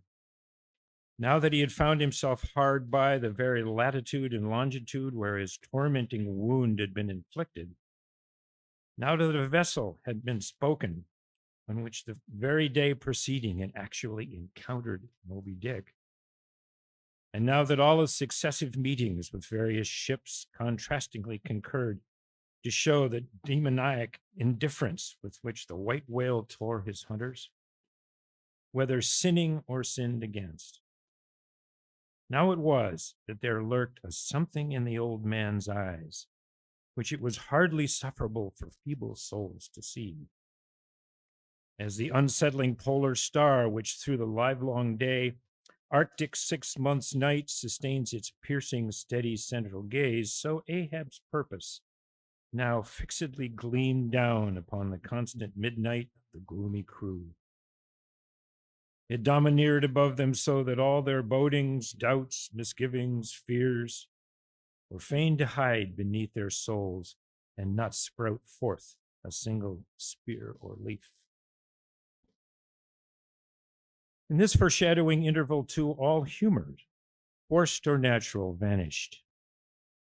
Stubb no more strove to raise a smile. Starbuck no more strove to check one. Alike joy and sorrow, hope and fear, seemed ground to finest dust and powdered for the time in the clamped mortar of Ahab's iron soul. Like machines, they dumbly moved about the deck, ever conscious that the old man's despot eye was on them. But did you deeply scan him in his more secret confidential hours, when he thought no glance but one was on him. Then you would have seen that even as Ahab's eyes so awed the crew's, the inscrutable Parsee's glance awed his, or somehow, at least in some wild way, at times affected it. Such an added gliding strangeness began to invest the thin Vidala now. Such ceaseless shuddering shook him that the men looked dubious at him, half uncertain, as it seemed whether indeed he were a mortal substance or else a tremendous shadow cast upon the deck by some unseen being's body. And that shadow was always hovering there. For not by night even had Fedallah ever certainly been known to slumber or go below. He would stand still for hours, but never sat or leaned. His wan but wondrous eyes did plainly say, "We two watchmen never rest." Nor at any time by night or day could the mariners now step upon the deck, unless Ahab was before them, either standing in his pivot hole or exactly pacing the planks between the two undeviating limits, the mainmast and the mizzen, or else they saw him standing in the cabin scuttle, his living foot advanced upon the deck. As if to step, his hat slouched heavily over his eyes, so that however motionless he stood, however the days and nights were added on, that he had not swung in his hammock, yet hidden beneath that slouching hat, he could never tell unerringly whether, for all this, his eyes were really closed at times, or whether he was still intently scanning them. No matter, though he stood so in the scuttle for a whole hour on the stretch, and the unheated night damp gathered in beads of dew upon that stone-carved coat and hat. The clothes that the night had wet, the next day's sunshine had dried upon him. And so, day after day, and night after night, he went no more beneath the planks. Whatever he wanted from the cabin, that thing he sent for. He ate in the same open air, that is, his two only meals, breakfast and dinner. Supper he never touched, nor reaped his beard, which darkly grew all gnarled as unearthed roots of trees blown over, which still grow idly on at naked base, though perished in the upper verdure. But though his whole life was now become one watch on deck, and though the Parsee's mystic watch was without intermission as his own, yet these two never seemed to speak, one man to the other, unless at long intervals some passing, unmomentous matter made it necessary. Though such a potent spell seemed secretly to join the twain openly, and to the awestruck crew they seemed pole-like asunder. If by day they chanced to speak one word, by night dumb men were both, so far as concerned the slightest verbal interchange. At night, for longest hours without a single hail, they stood far parted in the starlight. Ahab in his scuttle, the Parsee by the mainmast, and still fixedly gazing upon each other, as if in the Parsee Ahab saw his forethrown shadow. In Ahab the Parsee, his abandoned substance. And yet somehow did Ahab, in his own proper self as daily, hourly, and at every instant commandingly revealed to his subordinates, Ahab seemed an independent lord, the Parsee but his slave. Still again both seemed yoked together, and an unseen tyrant driving them, the lean shade sighting the solid rib. For be this Parsee be what he may, all rib and keel is solid Ahab. At the first faintest glimmering of the dawn, his iron voice was heard from aft. "Man the mastheads!" And all through the day, till after sunset and after twilight, the same voice every hour, at the striking of the helmsman's bell, was heard. "What do you see? Sharp! Sharp!" When 3 or 4 days had slided by, after meeting the children seeking Rachel, and no spout had yet been seen, The monomaniac old man seemed distrustful of his crew's fidelity, at least of nearly all except the pagan harpooneers. He seemed to doubt even whether Stubb and Flask might not willingly overlook the sight he saw. But if these suspicions were really his, he sagaciously refrained from verbally expressing them, however his actions might seem to hint them. I will have the first sight of the whale myself, he said. Ahab must have the doubloon. And with his own hands he rigged a nest of basketed bowlines, and sending a hand aloft with a single sheaved block to secure to the mainmast head, he received the two ends of the downward reeved rope, and attaching one to his basket, prepared a pin for the other end in order to fasten the rail. This done, and with that end yet in his hand and standing beside the pin, he looked round upon his crew, sweeping from one to the other, pausing his glance long upon Daggoo, Queequeg, Tashtego, but shunning Fadalla, and then settling his firm, relying eye upon the chief mate, said, Take the rope, sir. I give it to thy hands, Starbuck. And arranging his person in the basket, he gave the word for them to hoist him to his perch. Starbuck being the one who secured the rope at last, and afterwards stood near it, and thus, with one hand clinging round the royal mast, Ahab gazed abroad upon the sea for miles and miles. Ahead, astern, this side and that, within the wide expanded circle commanded at so great a height. When in working with his hands at some lofty, almost isolated place in the rigging, which chances to afford no foothold, the sailor at sea is hoisted up to that spot and sustained there by the rope. Under these circumstances, its fastened end on deck is always given in strict charge to some one man who has the special watch of it. Because in such a wilderness of running rigging, whose various different relations aloft cannot always be infallibly discerned by what is seen of them on the deck, and when the deck ends of these ropes are being every few minutes cast down from the fastenings, it would be but a natural fatality if unprovided with a constant watchman. The hoisted sailor should by some carelessness of the crew be cast adrift and fall all swooping to the sea. So Ahab's proceedings in this matter were not unusual. The only strange thing about them seemed to be that Starbuck, almost the only man who had ever ventured to oppose him with anything in the slightest degree approaching decision, one of those two whose faithfulness on the lookout he had seen to doubt somewhat, it was strange that this was the very man he should select for his watchman, freely giving his whole life into such an otherwise distrusted person's hands. Now, the first time Ahab was perched aloft, ere he had been there 10 minutes, one of those red-billed savage seahawks, which so often fly incommodiously close round the manned mastheads of whalemen in those latitudes, one of these birds came wheeling and screaming round his head in a maze of untrackably swift circlings. And it darted 1,000 feet straight up in the air, then spiralized downwards and went eddying again around his head.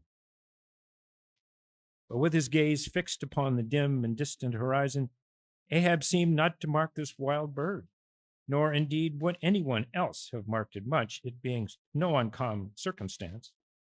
Only now almost the least heedful eyes seemed to see some sort of cunning meaning in almost every sight.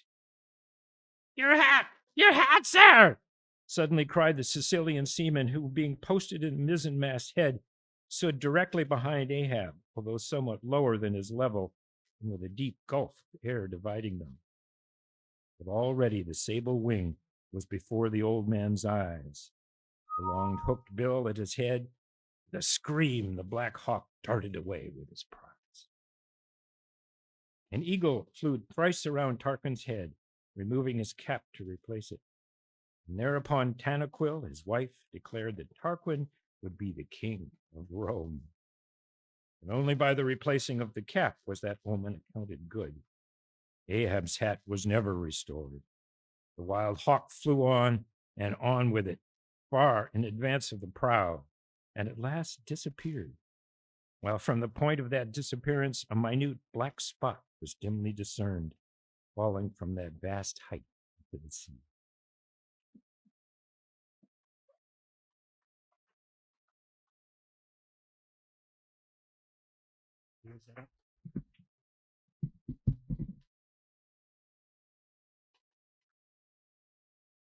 The intense Pequod sailed on. The rolling waves and days went by, the life buoy coffin still lightly swung. Another ship, most miserably misnamed the Delight, was decreed. As she drew nigh, all eyes were fixed upon her broad beams, called sheers, which in some whaling ships crossed the quarter deck at the height of 8 or 9 feet, serving to carry the spare, unrigged, or disabled boats. Upon the stranger sheers were beheld the shattered white ribs, and some few splintered planks of what had once been a whaleboat, but you now saw through this wreck as plainly as you see through the peeled, half unhinged, and bleaching skeleton of a horse. "Hast seen the white whale?" "Look," replied the hollow-cheeked captain from his taffrail, and with his trumpet he pointed to the wreck. "Hast killed him?" "The harpoon is not yet forged that will ever do that," answered the other, sadly glancing upon a rounded hammock on the deck, whose gathered sides some noiseless sailors were busy in sewing together. "Not forged." And snatching Pearse leveled iron from the crotch, Ahab held it out, exclaiming, "Look ye, Nantucket, here in this land I hold these death. Tempered in blood and tempered by lightning are these barbs, and I swear to temper them triply in that hot place behind the fin, where the white whale most feels his accursed life. Then God keep thee, old man. Seest thou that?" Pointing to the hammock. "I bury but one of 5 stout men, who were alive only yesterday, but were dead ere night. Only that one I bury. The rest were buried before they died. You sail upon their tomb." Then turning to his crew, "Are ye ready there? Place the plank then on the rail. Lift the body so that, oh God!" Advancing towards the hammock with uplifted hands, "May the resurrection and the life." "Brace forward, up helm!" cried Ahab like lightning to his men. But the suddenly started Pequod was not quick enough to escape the sound of the splash that the corpse soon made as it struck the sea. Not so quick indeed, but that some of the flying bubbles might have sprinkled her hull with their ghostly baptism. As Ahab now glided from the dejected Delight, the strange life buoy hanging at the Pequod's stern came into conspicuous relief. "Ha, yonder! Look yonder, men!" cried a foreboding voice in her wake. "In vain, O ye strangers, ye fly our sad burial. Ye but burn us our taffrail to show us your coffin." It was a clear steel blue day.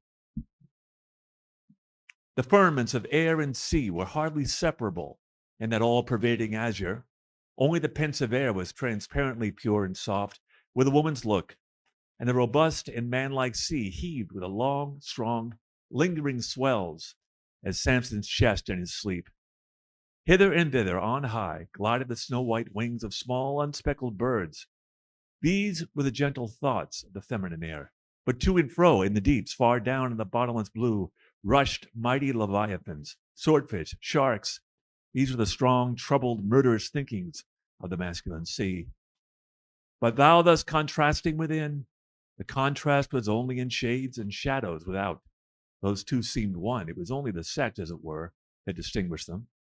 Aloft, like a royal czar and king, the sun seemed giving this gentle air to this bold and rolling sea.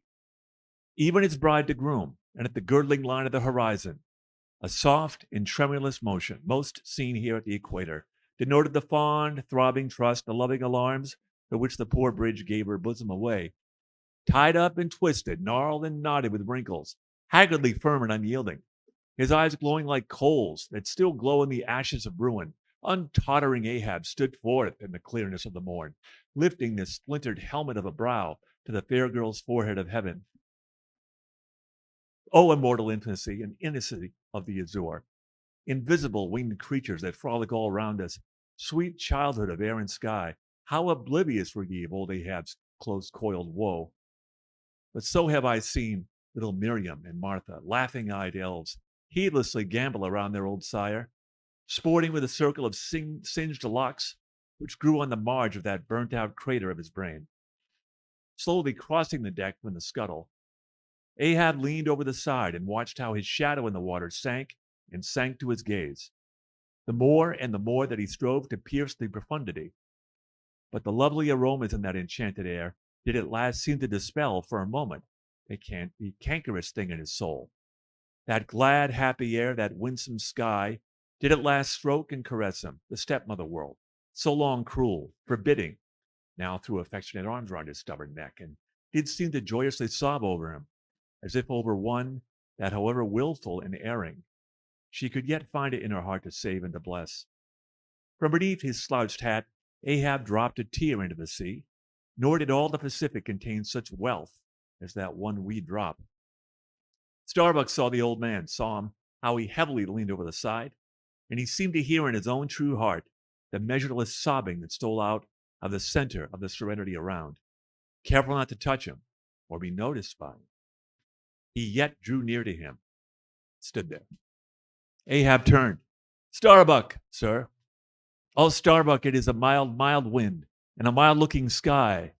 On such a day, very much such a sweetness as this, I struck my first whale, a boy harpooner of 18, 40 years ago, 40 years of continual whaling, 40 years of privation and peril in storm time, 40 years on the pitiless sea.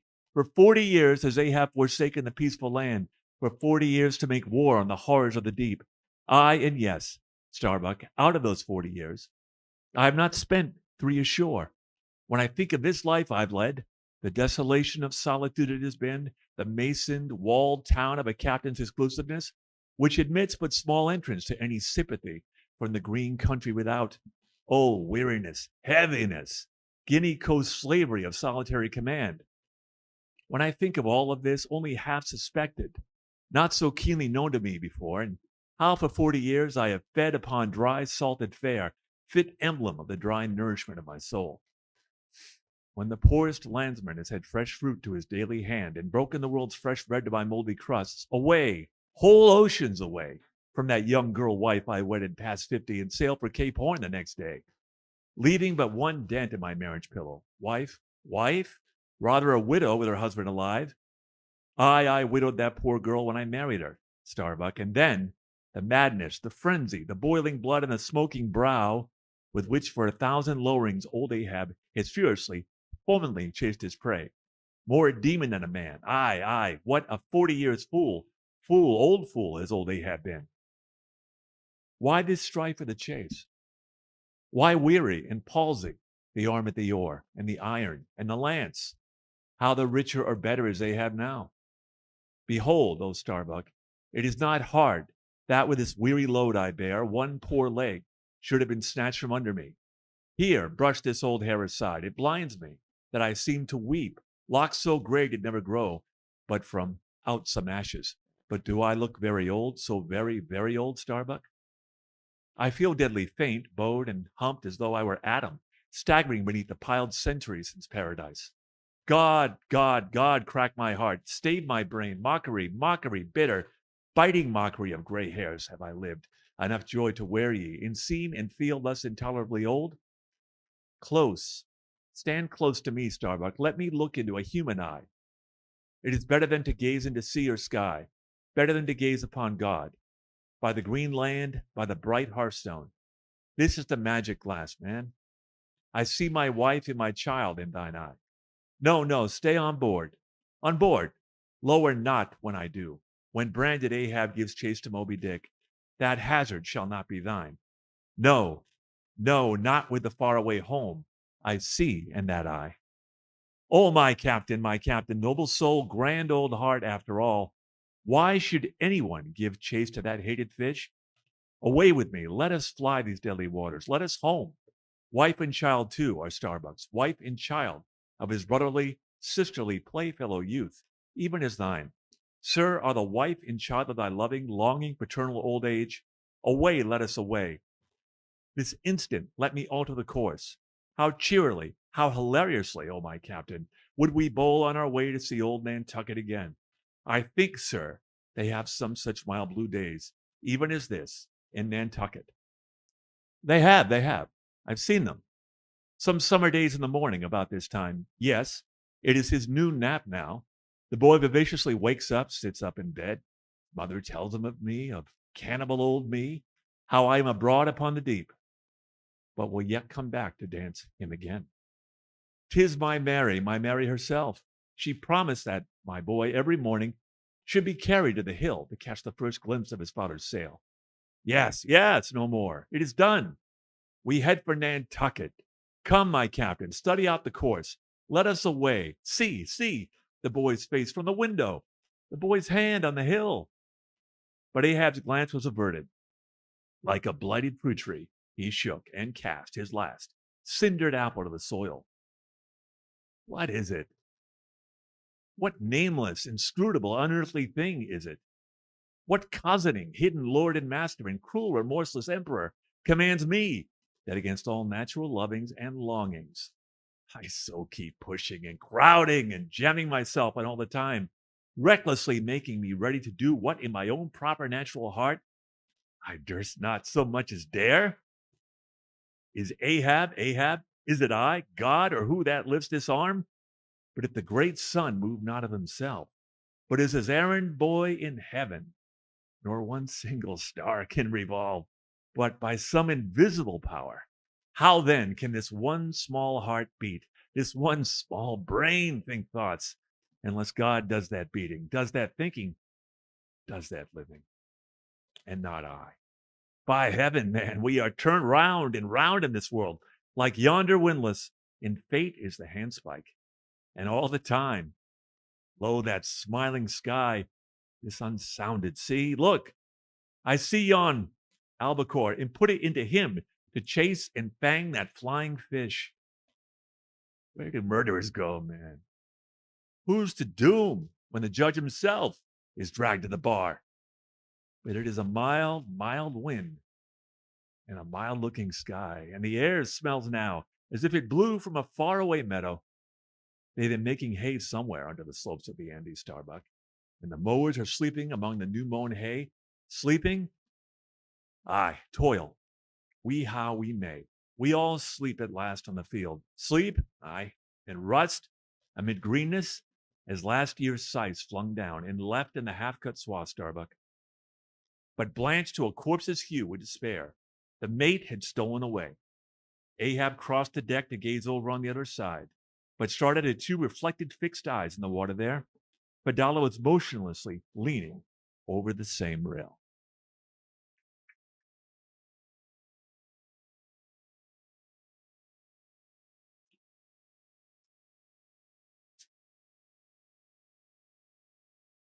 Chapter 133.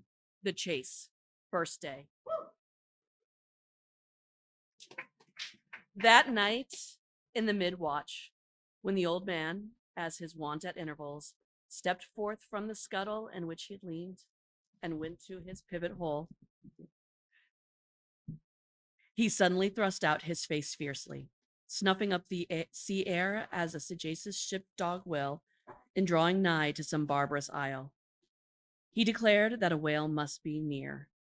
Soon that particular odor, sometimes to a great distance given forth by a living sperm whale, was palpable to all the watch.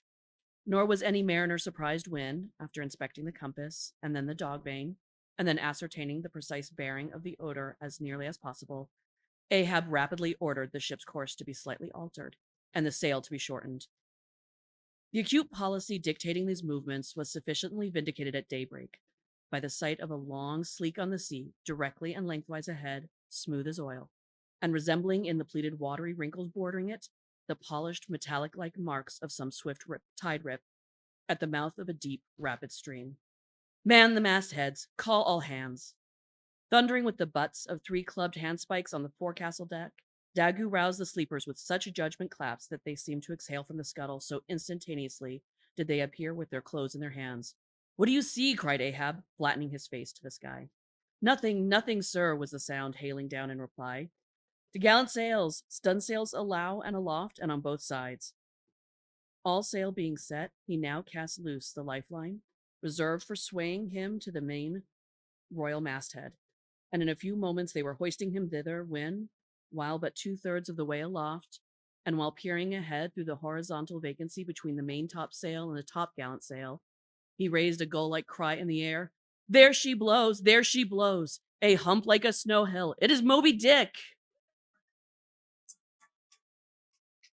Fired by the cry, which seemed simultaneously taken up by the 3 lookouts, the men on deck rushed to the rigging to behold that famous whale they had so long been pursuing. Ahab had now gained his final perch, some feet above the other lookouts, Tashtego standing just beneath him on the cap of the topgallant mast, so that the Indian's head was almost on a level with Ahab's heel.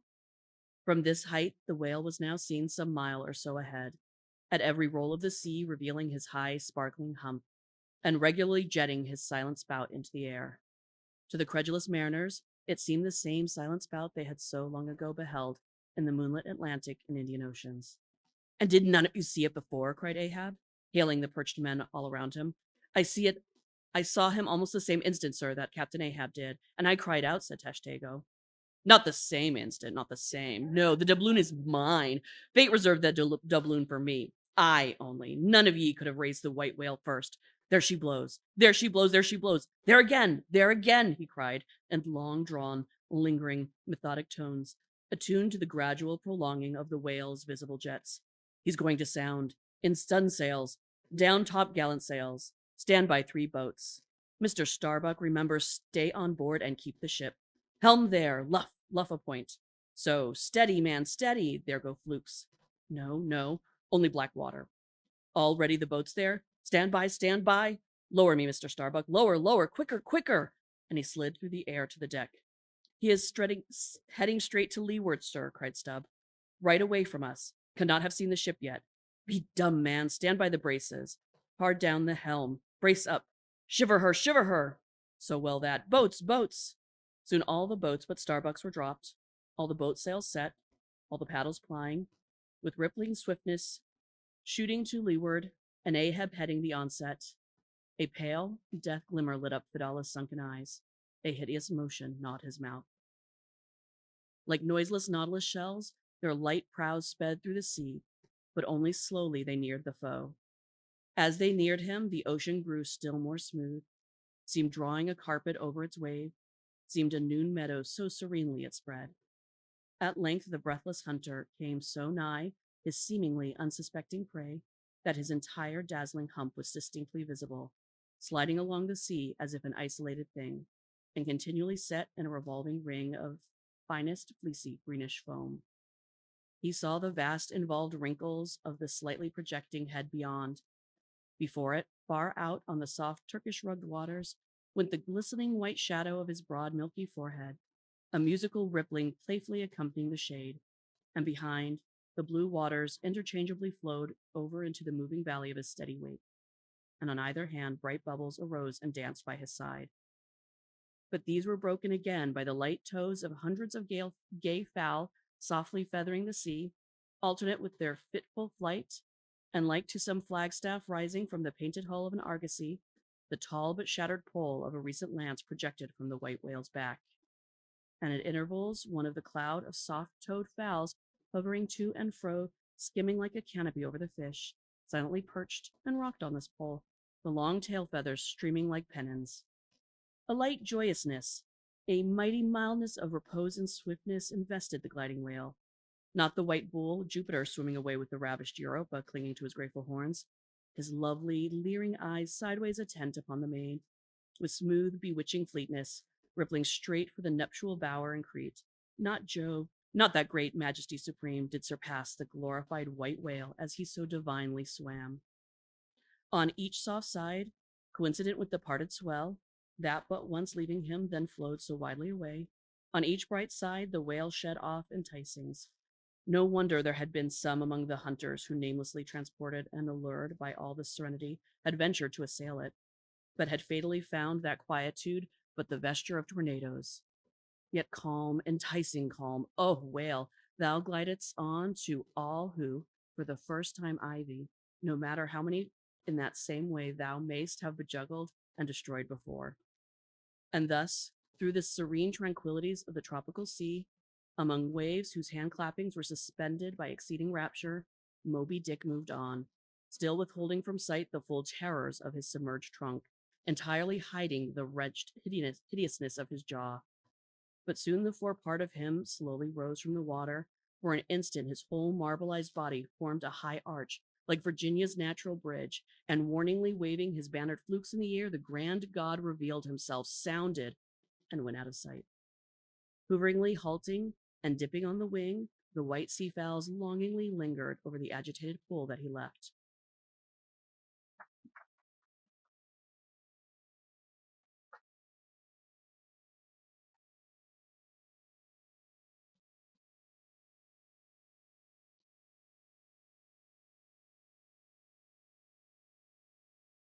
With oars apeak and paddles down, the sheets of their sails adrift, the three boats now silly floated, awaiting Moby Dick's reappearance.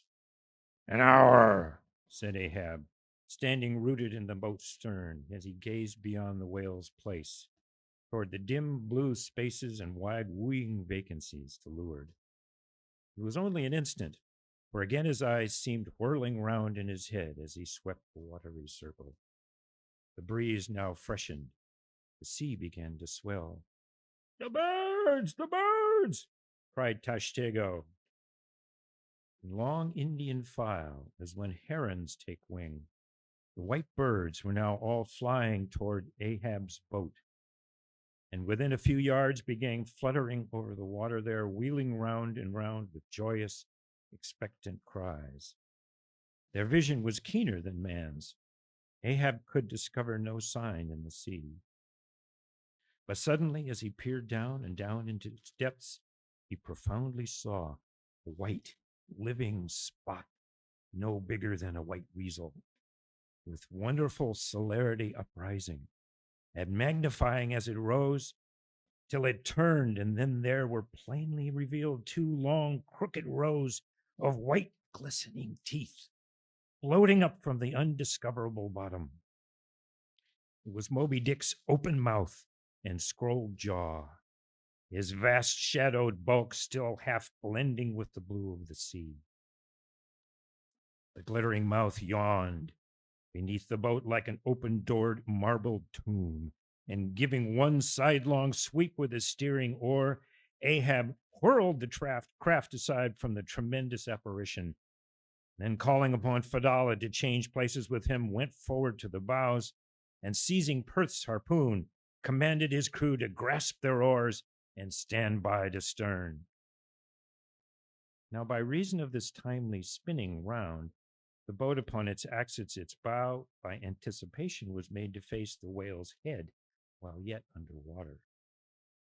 But as if perceiving this stratagem, Moby Dick, with that malicious intelligence ascribed to him, silently transplanted himself, as it were, in an instant, shooting his pleated head lengthwise beneath the boat.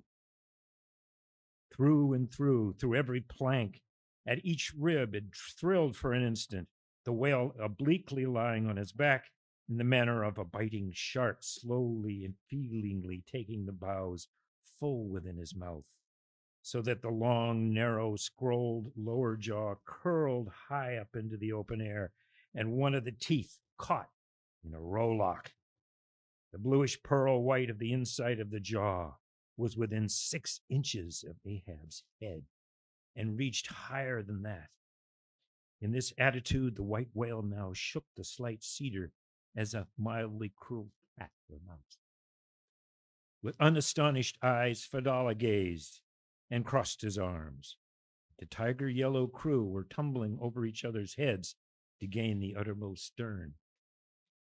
And now, while both elastic gunwales were springing in and out, and as the whale dallied with the doomed craft in this devilish way, and from his body being submerged beneath the boat, he could not be darted at from the bows, for the bows were almost inside of him, as it were, and while the other boats involuntarily paused, as before a quick crisis impossible to understand, then it was that monomaniac Ahab, furious with this tantalizing vicinity of his foe, which placed him all alive and helpless in the very jaws he hated. Frenzied with all this, he seized the long bone with his naked hands and wildly strove to wrench it from its grip. As now he thus vainly strove, the jaw slipped from him.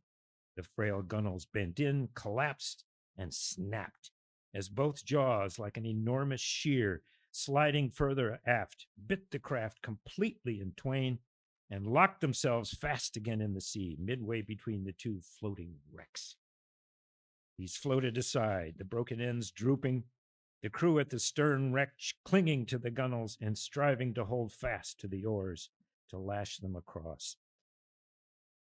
At that preluding moment, ere the boat was yet snapped, Ahab, the first to perceive the whale's intent, by the crafty upraising of his head, a movement that loosed his hold for the first time, and that moment his hand had made one final effort to push the boat out of bite, only slipping further into the whale's mouth and tilting over sideways as it slipped. The boat had shaken off his hold in the jaw, spilled him out of it, and as he leaned to the push, and so he fell flat-faced upon the sea.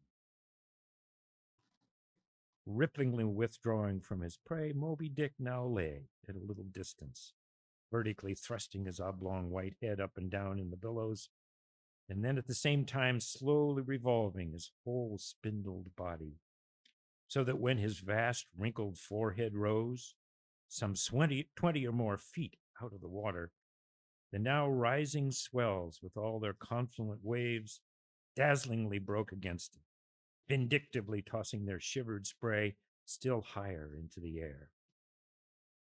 So, in a gale, the but half-buffled channel billows only recoiled from the base of the Eddystone, triumphantly to overlap its summit with their scud.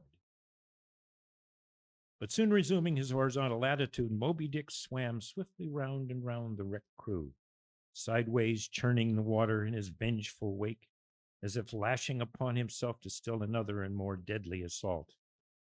The sight of the splintered boat seemed to madden him, as the blood of grapes and mulberries cast before Antiochus's elephants in the book of Maccabees. Meanwhile, Ahab's half smothered in the foam of the whale's insolent tail, and too much of a cripple to swim, though he could still keep afloat, even though in the heart of such a whirlpool as that, helpless Ahab's head was seen, like a tossed bubble which the least chance shock might burst. From the boat's fragmentary stem, Fedallah incuriously and mildly eyed him.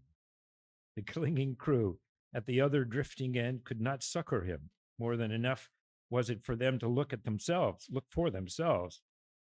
So revolvingly appalling was the white whale's aspect, and so planetarily swift the ever-contracting circles he made, that he seemed horizontally swooping upon them. And though the other boats, unharmed, still hovered hard by, still they dared not pull into the eddy to strike, lest that should be the signal for the instant destruction of the jeopardized castaways. Ahab and all, not in that case could they themselves hope to escape. With straining eyes, then, they remained on the outer edge of the direful zone, whose center had now become the old man's head. Meanwhile, from the beginning, all this had been decried from the ship's mastheads, and squaring her yards, she had borne down upon the scene, and was now so nigh that Ahab in the water hailed her, "Sail on the wind!" But at that moment, a breaking sea dashed on him from Moby-Dick and whelmed him for the time. But struggling out of it again and chancing to rise on a towering crest, he shouted, "Sail on the whale! Drive him off!" The Pequod's prow was pointed, and breaking up the charmed circle, she effectually parted the white whale from his victim. And as he sullenly swam off, the boats flew to the rescue. Dragged into Stubbs' boat with bloodshot eyes and blinded eyes, the white brine caking at his wrinkles, the long tension of Ahab's body's strength did crack, and helplessly he yielded to his body's doom, for time lying all crushed in the bottom of Stubbs' boat, like one trodden underfoot of herds of elephants. Far inland, nameless wails came from him, as desolate sounds from out ravines. But this intensity of his physical prostration did but so much the more abbreviate it. In an instant's compass, great hearts sometimes condense to one deep pang. The sum total of those shallow pains kindly diffused through feebler men's eyes whole lives. And so such hearts, though summary in each one's suffering, still, if the gods decree it in their lifetime aggregate, a whole age of woe, wholly made up of instantaneous intensities, or even in their pointless centers, those noble natures contain the entire circumference of inferior souls. "The harpoon," said Ahab, halfway rising and draggingly leaning on one bended arm. "Is it safe?" "Aye, sir, for it was not darted. This is it," said Stubb, showing it. "Lay it before me. Missing men?" 1, 2, 3, 4, 5. There were 5 oars, sir, and here are 5 men. "That's good. Help me, man. I wish to stand. So I see him there, going to leeward still. What a leaping spout. Hands off from me. The eternal sap runs up in Ahab's bones again. Set the sail, out oars, the helm." It is often the case that when a boat is stove, its crew, being picked up by another boat, help to work that second boat, and that the chase is thus continued with what is called a double-banked oar. It was thus now, but the added power of the boat did not equal the added power of the whale, for he seemed to have treble-banked his every fin, swimming with a velocity that plainly showed that if now, under these circumstances, pushed on, the chase would prove an indefinitely prolonged, if not a hopeless one. Nor could any crew endure for such a long period such an unintermitted, intense straining at the oar, thing barely tolerable only in some one brief vicissitude. The ship itself, then, as it sometimes happens, offered the most promising intermediate means of overtaking the chase. Accordingly, the boats now made for her, and were soon swayed up to their cranes, the 2 parts of the wrecked boat having been previously secured by her, and then hoisting everything to her side, stacking her canvas high up, and sideways outstretching it with stunsails, like the double-jointed wings of an albatross. The Pequod bore down on the leeward wake of Moby-Dick. As the well-known methodical intervals, the whale's glittering spout was regularly announced from the manned mastheads. And when he would be reported as just gone down, Ahab would take the time, and then pacing the deck, binnacle watch in hand, as soon as the latest second of the allotted hour expired, his voice was heard. "Who's the doubloon now? Do you see him?" And if the reply was, "No, sir," straightway he commanded them to lift him to his perch. In this way the day wore on. Ahab, now aloft and motionless, anon unrestingly paced the planks.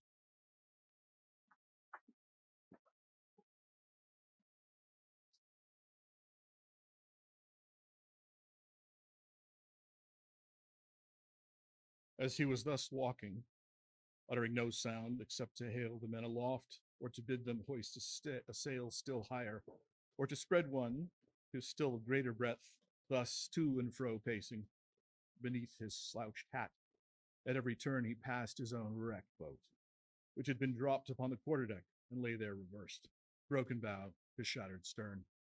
At last he paused before it, and as in an already overclouded sky fresh troops of clouds will sometimes sail across, so over the old man's face there now stole some such added gloom as this. Stubb saw him pause, and perhaps intending, not vainly though, to evince his own unabated fortitude, and thus keep up a valiant pace in his captain's mind, he advanced, and eyeing the wreck exclaimed, "That thistle he has refused. It pricked his mouth too keenly, sir. Ha ha! What soulless thing is this that laughs before a wreck? Man, did I not know thee brave as fearless fire, and as mechanical? I could swear thou were a poltroon. Groan nor laugh should be heard before a wreck. Aye, sir, said Starbuck, drawing near. 'Tis a solemn sight, an omen, and an ill one. Omen? Omen? The dictionary! If the gods think to speak outright to man, they will honorably speak outright, not shake their heads and give an old wives darkling hint. Begone! Ye two are the opposite poles of one thing. Starbuck is Stubb reversed, and Stubb is Starbuck. And you're all two mankind, and Ahab stands alone among the millions of the peopled earth, nor gods nor men his neighbors. Cold, cold, I shiver. How now? Aloft there, do you see him? Sing out for every spout, though he spout 10 times a second. The day was nearly done. Only the hem of his golden robe was rustling. Soon it was almost dark, but the lookout men still remained unset. Can't see the spout now, sir. Too dark, cried a voice from the air. How heading west, but last seen? As before, sir, straight to leeward. Good. He will travel slower now 'tis night. Down royals and topgallant stunsails, Mr. Starbuck. We must not run over him before morning. He's making a passage now and may heave to a while. Helm there. Keep her before the full wind. Aloft, come down, Mr. Stubb. Send a fresh hand to the foremast there. See it manned till morning. Then advancing towards the doubloon and the mainmast. Men, this gold is mine, for I earned it. But I shall let it abide here till the white whale is dead. And then, whosoever ye first raises him, upon the day he shall be killed, this gold is that man's. And upon the day I shall raise him, then 10 times its sum shall be divided among all ye. Away now, the deck is thine, sir. And so saying, he placed himself halfway within the scuttle, and slouching his hat, stood there till dawn, except when at intervals rousing himself to see the night, how the night wore on. Chapter 134, The Chase, second day. At daybreak, the 3 mastheads were punctual manned afresh. You see him? Cried Ahab, after allowing a little space for the light to spread. See nothing, sir. Turn up all hands and make sail. He travels faster than I thought for. The topgallant sails, aye, they should have been kept on all night. But no matter, 'tis but resting for the rush. Here be it said, that this pertinacious pursuit of one particular whale, continued through day into night and through night into day, is a thing by no means unprecedented in the South Sea fishery. For such is the wonderful skill, prescience of experience, and invincible confidence acquired by some great natural geniuses among the Nantucket commanders, that from the simple observation of a whale when last descried, they will, under certain given circumstances, pretty accurately foretell both the direction in which he will continue to swim for a time, while out of sight, as well as his probable rate of progression during that period. And, in these cases, somewhat as a pilot when about losing sight of a coast, whose general trending he well knows, and which he desires shortly to return to again, but at some further point, like as this pilot stands by his compass and takes this precise bearing of the cape at a present visible, in order the more certainly to hit aright the remote, unseen headland, eventually to be visited. So does the fisherman at his compass with the whale. For after being chased and diligently marked through several hours of daylight, then, when night obscures the fish, the creature's future wake through the darkness is almost as established to the sagacious mind of the hunter as the pilot's coast is to him. So, that to this hunter's wondrous skill, the proverbial evanescence of a thing writ in water, awake, is to all desired purposes well nigh as reliable as the steadfast land. And as mighty iron leviathan of the modern railway is so familiarly known in its every pace that, with watches in their hands, men his time may rate as doctors, that of a baby's pulse, and lightly say of it, the up train or the down train will reach such and such a spot at such and such an hour. Even so, almost, there are occasions when these Nantucketers time that other leviathan of the deep, according to the observed humor of his speed, and say to themselves, so many hours hence, this whale will have gone 200 miles, will have about reached this or that degree of latitude or longitude. But to render this acuteness at all successful in the end, the wind and the sea must be the whaleman's allies. For of what present avail to the becalmed or windbound mariner is the skill that assures him he is exactly 93 leagues and a quarter from his port? Inferable from these statements are many collateral, subtle matters touching the chase of whales.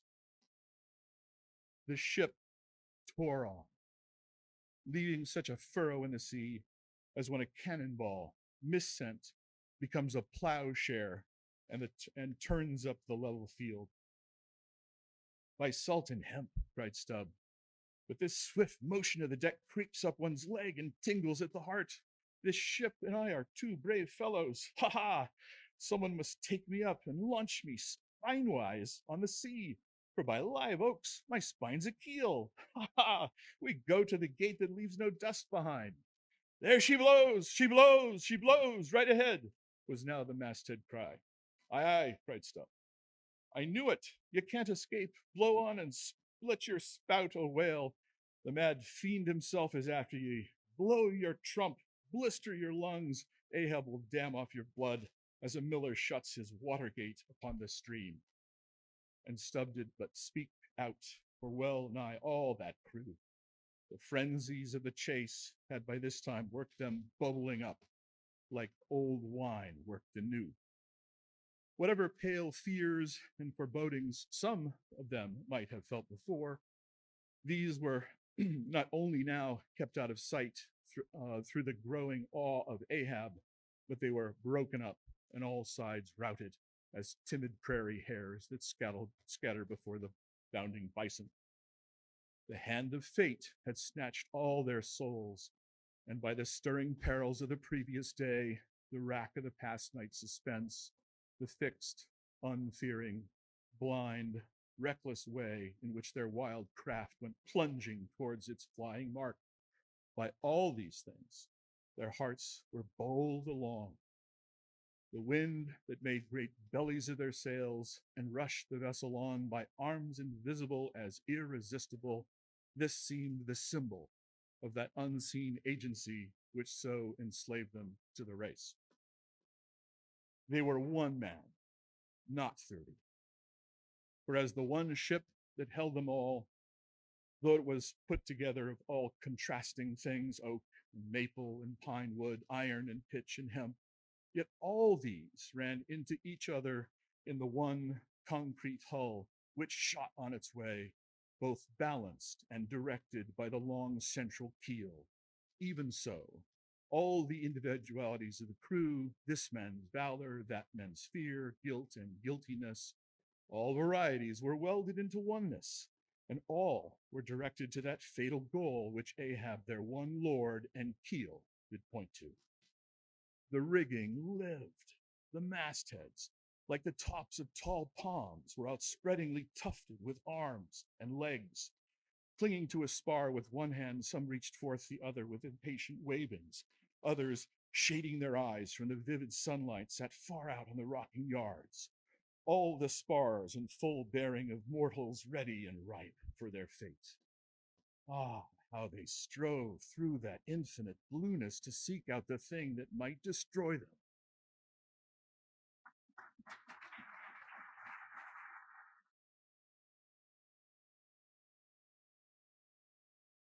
Why sing ye not out for him, if ye see him? Cried Ahab. When, after the lapse of some minutes since the first cry, no more had been heard. Sway me up, men, ye have been deceived. Not Moby-Dick cast one odd jet that way and then disappears. It was even so in their headlong eagerness. The men had mistaken some other thing for the whale spout, as the event itself had proved.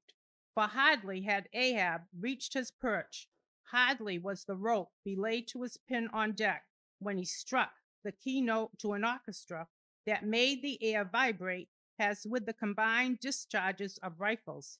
The triumph halloo of 30 buckskin lungs was heard as, much nearer to the ship than the place of the imaginary jet. Less than a mile ahead, Moby-Dick bodily burst into view, for not by any calm and indolent spoutings, not by the peaceful gush of that mystic fountain in his head, did the white whale now reveal his vicinity, but by the far more wondrous phenomenon of breaching. Rising with his utmost velocity from the furthest depths, the sperm whale thus booms his entire buck into the pure element of air, and pulling up a mountain of dazzling foam, shows his place to the distance of 7 miles and more. In those minutes, the torn, enraged waves he shakes off, seam his mane. In some cases, this breaching is his act of defiance. There she breaches, was the cry, as in the immeasurable bravados, the white whale tossed himself salmon-like to heaven, so suddenly seen in the blue plain of the sea and relieved against the still bluest margin of the sky. The spray that he raised for the moment, intolerable, glittered and glared like a glacier, and stood there, gradually fading and fading away from its first sparkling intensity to the dim mistness of an advancing shower in a veil.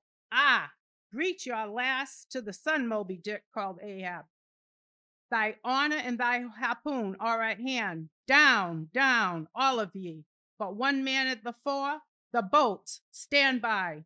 Unmindful of the tedious rope ladders of the shrouds, the men, like shooting stars, slid to the deck by the isolated back trays and halyards, while Ahab, less startlingly but still rapidly, was dropped from his perch. Lower away, he cried as he reached his boat, a spare one, rigged the afternoon previous. Mr. Starbuck, the ship is thine. Keep away from the boats, but keep near them. Lower all. As if to strike a quick tenor into them, by this time being the first assailant himself, Moby-Dick had turned and was now coming for the 3 crews. Ahab's boat was central, and cheering his men, he told them he would take the wheel, head, that is, pull straight up to his forehead, a not uncommon thing, for when within a certain limit, such a course excludes the coming onset from the whale's sideline vision. But ere that close limit was gained, and while yet all 3 boats were plain as the ship's 3 masts to his eye, the white whale, churning himself into furious speed, almost in an instant, as it were, rushing among the boats with open jaws and a lashing tail, offered appalling battle on every side, and heedless of the irons darted at him from every boat, seemed only intent on alienating each separate plank of which these boats were made, but skillfully maneuvered, incessantly wheeling like trained charges in the field. The boats for a while eluded him, though at times but by a plank's breadth, while all the time Ahab's unearthly slogan tore every other cry but his to shreds. But at last, in his intraceable evolutions, the white whale so crossed and recrossed, and in 1,000 ways entangled the slack of the 3 lines now fast to him, that there foreshortened and of themselves walked the devoted boats towards the planted irons in him, though now for a moment the whale drew aside a little, so as if to rally for a more tremendous charge. Seizing that opportunity, Ahab first paid out more line and then was rapidly hauling and jerking in upon it again, hoping that way to disencumber it of some snarls, and when, lo, a sight more savage than the embattled teeth of sharks, caught and twisted, corkscrewed in the mazes of the line, loose harpoons and lances, with all their bristling barbs and points, came flashing and dripping up to the chocks in the bowls of Ahab's boat. Only one thing could be done. Seizing the boat knife, he critically reached within, through, and then without the rays of steel, dragged in the line beyond, passed it inboard to the bowsman, and then, twice sondering the rope near the chocks, dropped the interceptant fragment of steel into the sea, and was all fast again. That instant, the white whale made a sudden rash among the remaining tangles of the other line. By doing so, irresistibly dragged the more involved boats of Stubb and Flats towards his flukes, dashed them together like 2 rolling house on a surf-beaten beach, and then, diving down into the sea, disappeared into a boiling maelstrom in which, for a space, the odorous cedar chips of the wrecks danced around and round like the grated nutmeg in a swiftly stirred bowl of punch. While the two crews were yet circling in the waters, reaching out after the revolving line tubs, oars, and other floating furniture, while a slow little flask bobbed up and down like an empty vial, twitching his legs upwards to escape the dreaded jaws of sharks, and Stubb was lustily singing out for someone to ladle him up. And while the old man's line, now parting, admitted of his pulling into the creamy pool to rescue whom he could, in that wild simultaneous of 1,000 concreted perils, Ahab's yet unstricken boat seemed drawn up towards heaven by invisible waters, has, arrow-like, shooting perpetually from the sea. The white whale dashed his broad forehead against its bottom and sent it, turning over and over into the air till it fell again, guns wailed downward, and Ahab and his men struggled out from under it like seals from a seaside cave. The first uprising momentum of the whale, modifying its direction as he struck the surface, involuntarily launched him along it to a little distance from the center of the destruction he had made, and with his back to it, he now lay for a moment slowly, feeling with his flukes from side to side, and whenever a stray or built of plank, the least chip or crumb of the boats touched his skin, his tail swiftly drew back and came sideways, submitting the sea. But soon, as if satisfied that his work for that time was done, he pushed his pleated forehead through the ocean, and trailing after him the entangled lines, continued his leeward way at a traveler's methodic pace. As before, the attentive ship, being descried the whole fight, again came bearing down to the rescue, and dropping a boat, picked up the floating mariners, tubs, oars, and whatever else could he caught at, and safely landed them on her decks. Some sprained shoulders, wrists, and ankles, livid contusions, wretched harpoons and lances, intractable intricacies of rope, shattered oars and plaques, all these were there, but no fatal or even serious ill seemed to have fallen on anyone. As with Bela the day before, so Ahab was now found grimly clinging to his boat's broken half, which afforded a comparatively easy float, nor did it so exhaust him at the previous day's mishap. But when he was helped to the deck, all eyes were fastened upon him, as instead of standing by himself, he still half hung upon the shoulder of Starbuck, who had thus far been the foremost to assist him. His ivory leg had been snapped off, leaving but one sharp splinter. Aye, Starbuck, 'tis sweet to lean sometimes. Be the leaner who he will, and with old Ahab had leaned soft oftener than he has. The ferrule has not stood, sir, said the carpenter, now coming up. I put good work into that leg, but no bones broken, sir, I hope, said Stubb with true concern. Aye, and all splintered to pieces, Stubb. Do you see it? But even with a broken bone, old Ahab is untouched, and I account no living bone of mine one jot more than me than this dead one that's lost. Nor white whale, nor men, nor fiend can so much as graze old Ahab in his own proper and inaccessible being. Can any lead touch yonder floor? Any mast scrape yonder roof? Aloft there, which way? Dead to the leeward, sir, upheld, then pile on the sail again. Shipkeepers, down the rest of the spare boats and rig them. Mr. Starbuck away and muster the boat's crews. Let me first help thee towards the bulwark, sir. Oh, how the splinter gores me now. Accused fate that the unconquerable captain in the soul should have such a craven mate. Sir, My body, man, not thee. Give me something for a cane. There, that shivered lance will do. Master the men. Surely I have not seen him yet. By heaven, it cannot be. Missing? Quick, I call them all.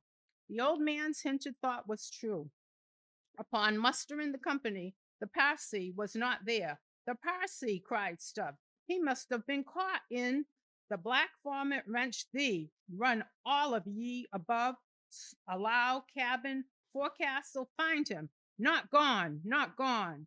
But quickly they returned to him with the tidings that the Parsee was now nowhere to be found. Aye, sir, said Stubb, caught among the tangles of his line.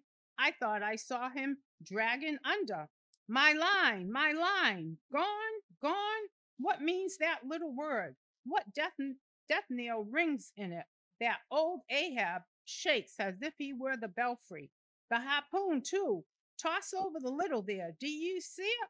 The forged iron, men, the white whales. No, no, no.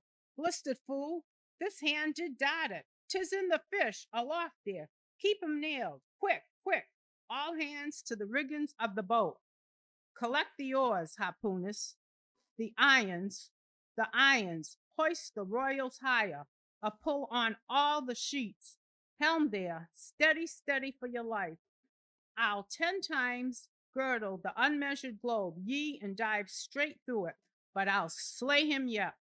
Great God! But for one single instant, show thyself, cried Starbeck. Never, never wilt thou capture him, old man. In Jesus' name, no more of this. That's worse than devil's madness.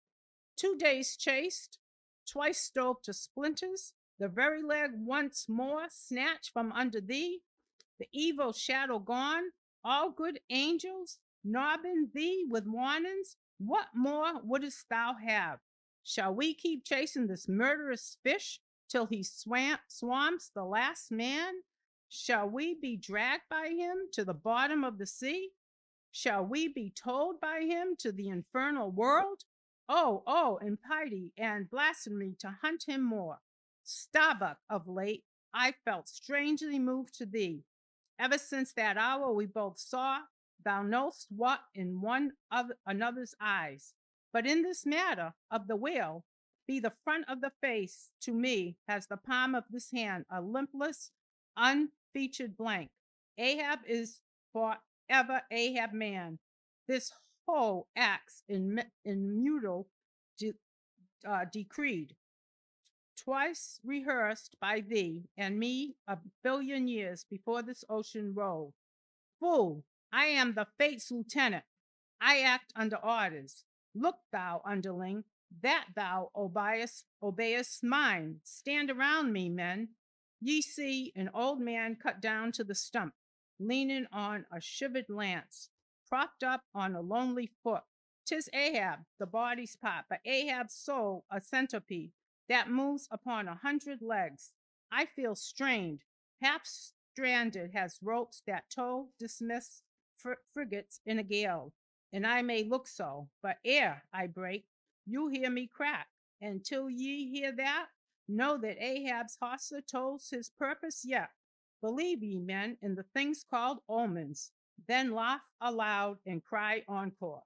For they drowning things will twice rise to the surface, then rise again to sink forevermore. So with Moby-Dick, 2 days he's floated. Tomorrow will be the 3rd. Amen. He'll rise once more, but only to spout his last. Do you feel brave, men? Brave? Has fearless fire, cried Stubb, and has mechanical, muttered Ahab. Then as the men went forward, he muttered on. The things called omens, and yesterday I talked the same to Starbuck there concerning my broken boat. Oh, how valiantly I seek to drive out of others' hearts what's quenched so fast in mine. The posse, gone, and he was to go before, but still was to be seen again ere I could perish. How's that? There's a middle now, might baffle all the lawyers, backed by the ghost of the whole line of judges, like a hawk's beak. It pets my brain. I'll solve it, though. When dusk descended, the whale was still in sight to leeward. So once more, the sail was shortened, and everything passed nearly as on the previous night. Only the sound of hammers and the hum of grindstone was heard till nearly daylight, as the men told by lanterns in the complete and careful rigging of the spare boats and sharpening their fresh weapons for the morrow. Meantime, of the broken keel of Ahab's wrecked craft, the carpenter made him another leg, which still, as on the night before, slouched Ahab stood fixed within his scuttle, his head heliotropic glance, anticipating, gone backward on its dial, yet due eastward for the earliest sun.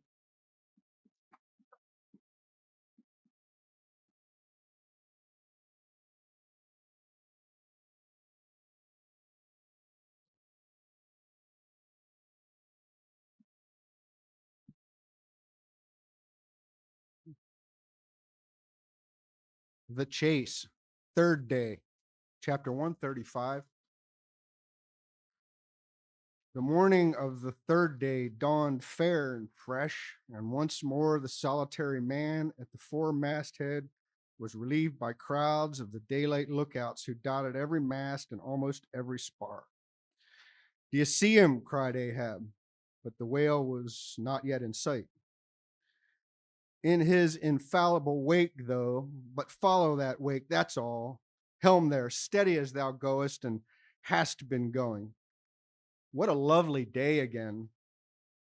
We're at a new-made world and made for a summer house to the angels. And this morning, the first of its throwing open to them, a fairer day could not dawn upon that world. Here's food for thought. Had Ahab time to think, but Ahab never thinks. He only feels. That's tingling enough for mortal man. To think's audacity. God only has that right and privilege. Thinking is or ought to be a coolness and a calmness, and our poor hearts throb and our poor brains beat too much for that. And yet I've sometimes thought my brain was very calm, frozen calm, this old skull cracks so, like a glass in which the contents turn to ice and shiver it. And still, this hair is growing now, this moment growing, and heat must breed it. But no, it's like that sort of common grass that will grow anywhere, between the earthy clefts of Greenland ice or in Vesuvius lava. How the wild winds blow it, they whip it about me as the torn shreds of split sails lashed the tossed ship they cling to. A vile wind that has no doubt blown ere this through prison corridors and cells and wards of hospitals and ventilated them, and now comes blowing hither as innocent as fleeces. Out upon it, it's tainted. Were I the wind, I'd blow no more on such a wicked, miserable world. I'd crawl somewhere to a cave and slink there. And yet, 'tis a noble and heroic thing, the wind. Whoever conquered it? In every fight, it has the last and bitterest blow. Run tilting at it, and you but run through it. Ha! A coward wind that strikes stark naked men, but will not stand to receive a single blow. Even Ahab is a braver thing, a nobler thing than that. Would now the wind but had a body, but all these things are bodiless, but only bodiless as objects, not as agents. There's a most special, a most cunning, a most malicious difference. And yet I say again and swear it now that there's something all glorious and gracious in the wind. Those warm trade winds, at least, that in the clear heavens blow straight on in strong and steadfast, vigorous mildness and veer not from their mark, however the baser currents of the sea may turn and tack, and mightiest Mississippis of the land swift and swerve about, uncertain where to go at last.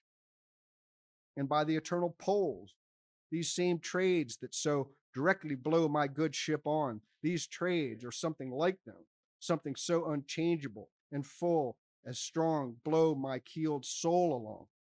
To it, aloft there, what do you see? Nothing, sir. Nothing, and noon at hand. The doubloon goes a begging. See the sun? Aye, aye, it must be so. I've oversailed him. How got the start? Aye, he's chasing me now. Not I him. That's bad. I might have known it too. Fool, the lines, the harpoons he's towing. Aye, I have run him by last night. About, come down, all of ye, but the regular lookouts. Man the braces. Steering as she had done, the wind had been somewhat on to Pequod's quarter, so that now, being pointed in the reverse direction, the braced ship sailed hard upon the breeze as she rechurned the cream of her own white wake. Against the wind he now steers for the open jaw, murmured Starbuck to himself as he coiled the new-hauled main brace upon the rail.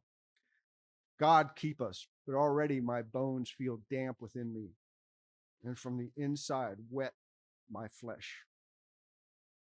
I misdoubt me that I obey my God in obeying him. Stand by to sway me up, cried Ahab, advancing to the hempen basket. We should meet him soon. Aye, aye, sir. And straightway Starbuck did Ahab's bidding, and once more Ahab swung on high. A whole hour now passed, gold beaten out to ages. Time itself now held long breaths with keen suspense. But at last, some 3 points off the weather bow, Ahab decried the spout again, and instantly from the 3 mastheads 3 shrieks went up as if the tongues of fire had voiced it. Forehead to forehead I meet thee this third time, Moby-Dick. On deck there, brace sharper up, crowd her onto the wind's eye. He's too far off to lower yet, Mr. Starbuck. The sails shake. Stand over that helmsman with a topmaul.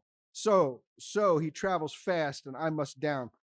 But let me have one more good look around here at the sea, and there's time for that. An old sight, and yet somehow so young. Aye, and not changed a wink since I first saw it. A boy from the sand hills of Nantucket. The same to Noah as to me. There's a soft shower to leeward.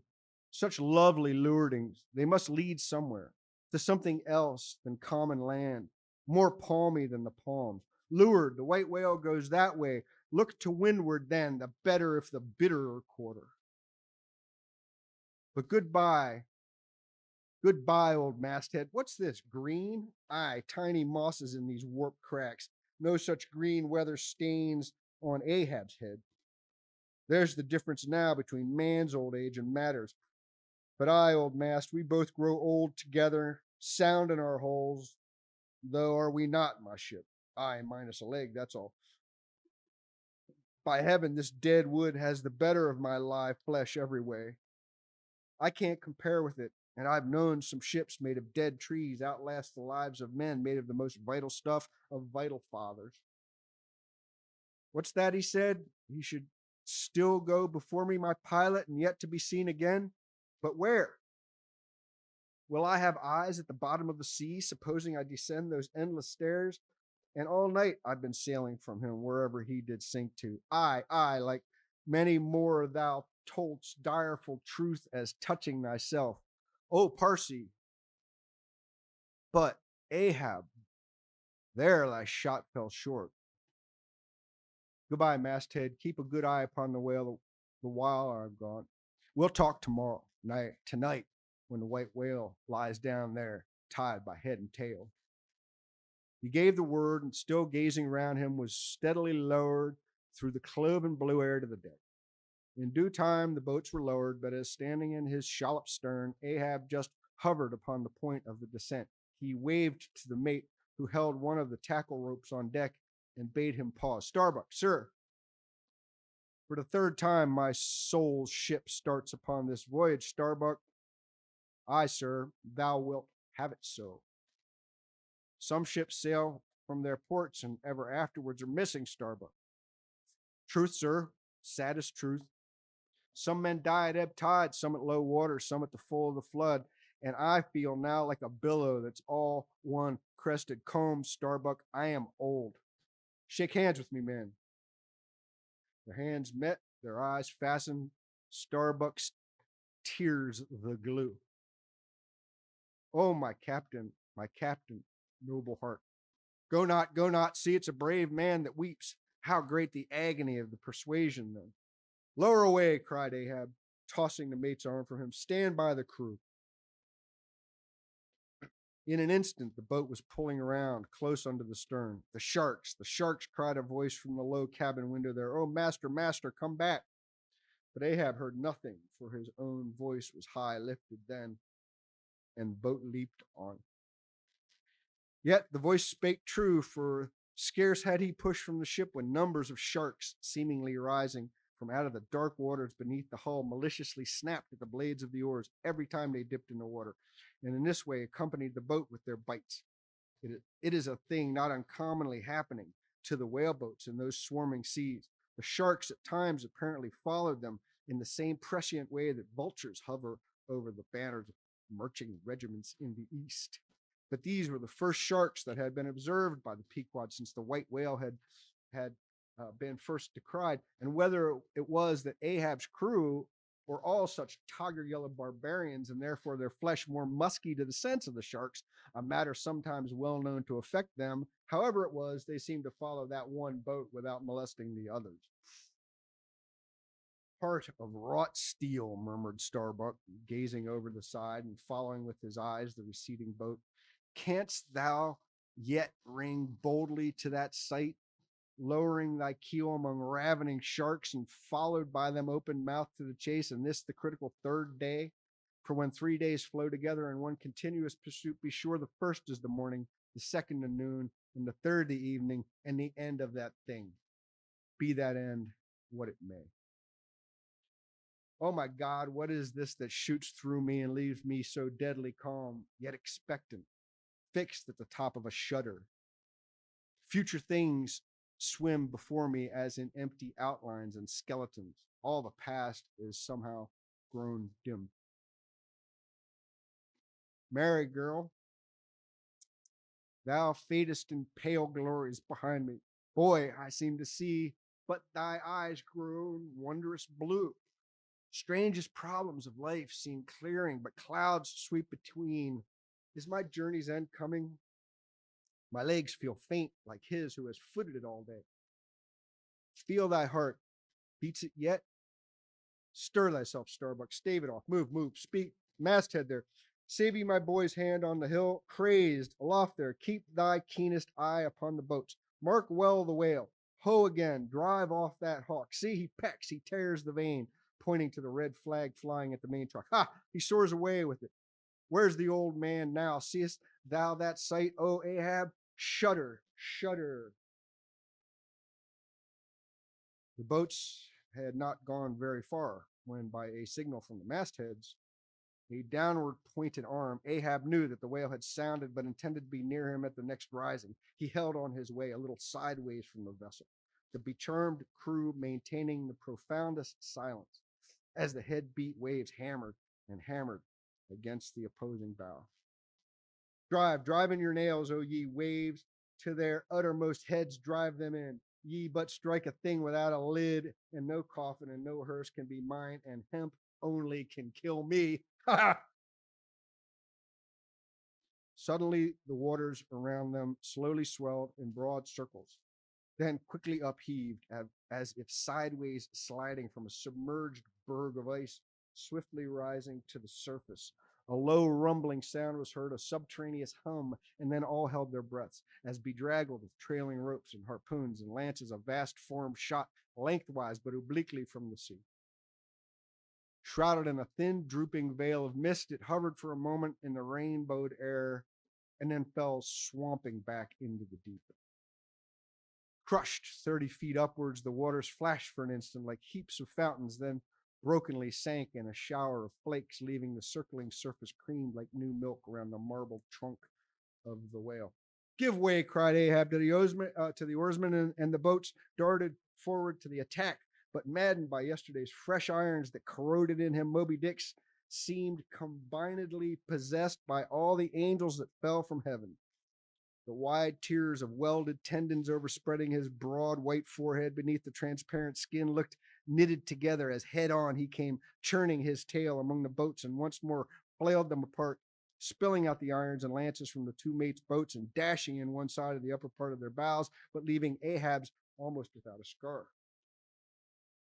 while Daggoo and Queequeg were stopping the strained planks, and as the whale swimming out from them turned and showed one entire flank as he shot by them again, at that moment a quick cry went up, lashed round and round to the fish's back, pinioned in the turns upon turns in which during the past night the whale had reeled the involutions of the lines around him. The half-torn body of the Parsee was seen, his sable raiment frayed to shreds, his distended eyes turned full upon old Ahab.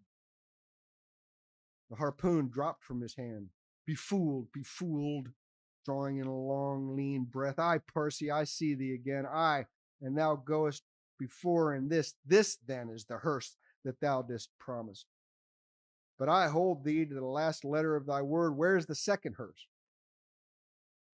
Away, mates, to the ship. Those boats are useless now. Repair them if you can in time and return to me.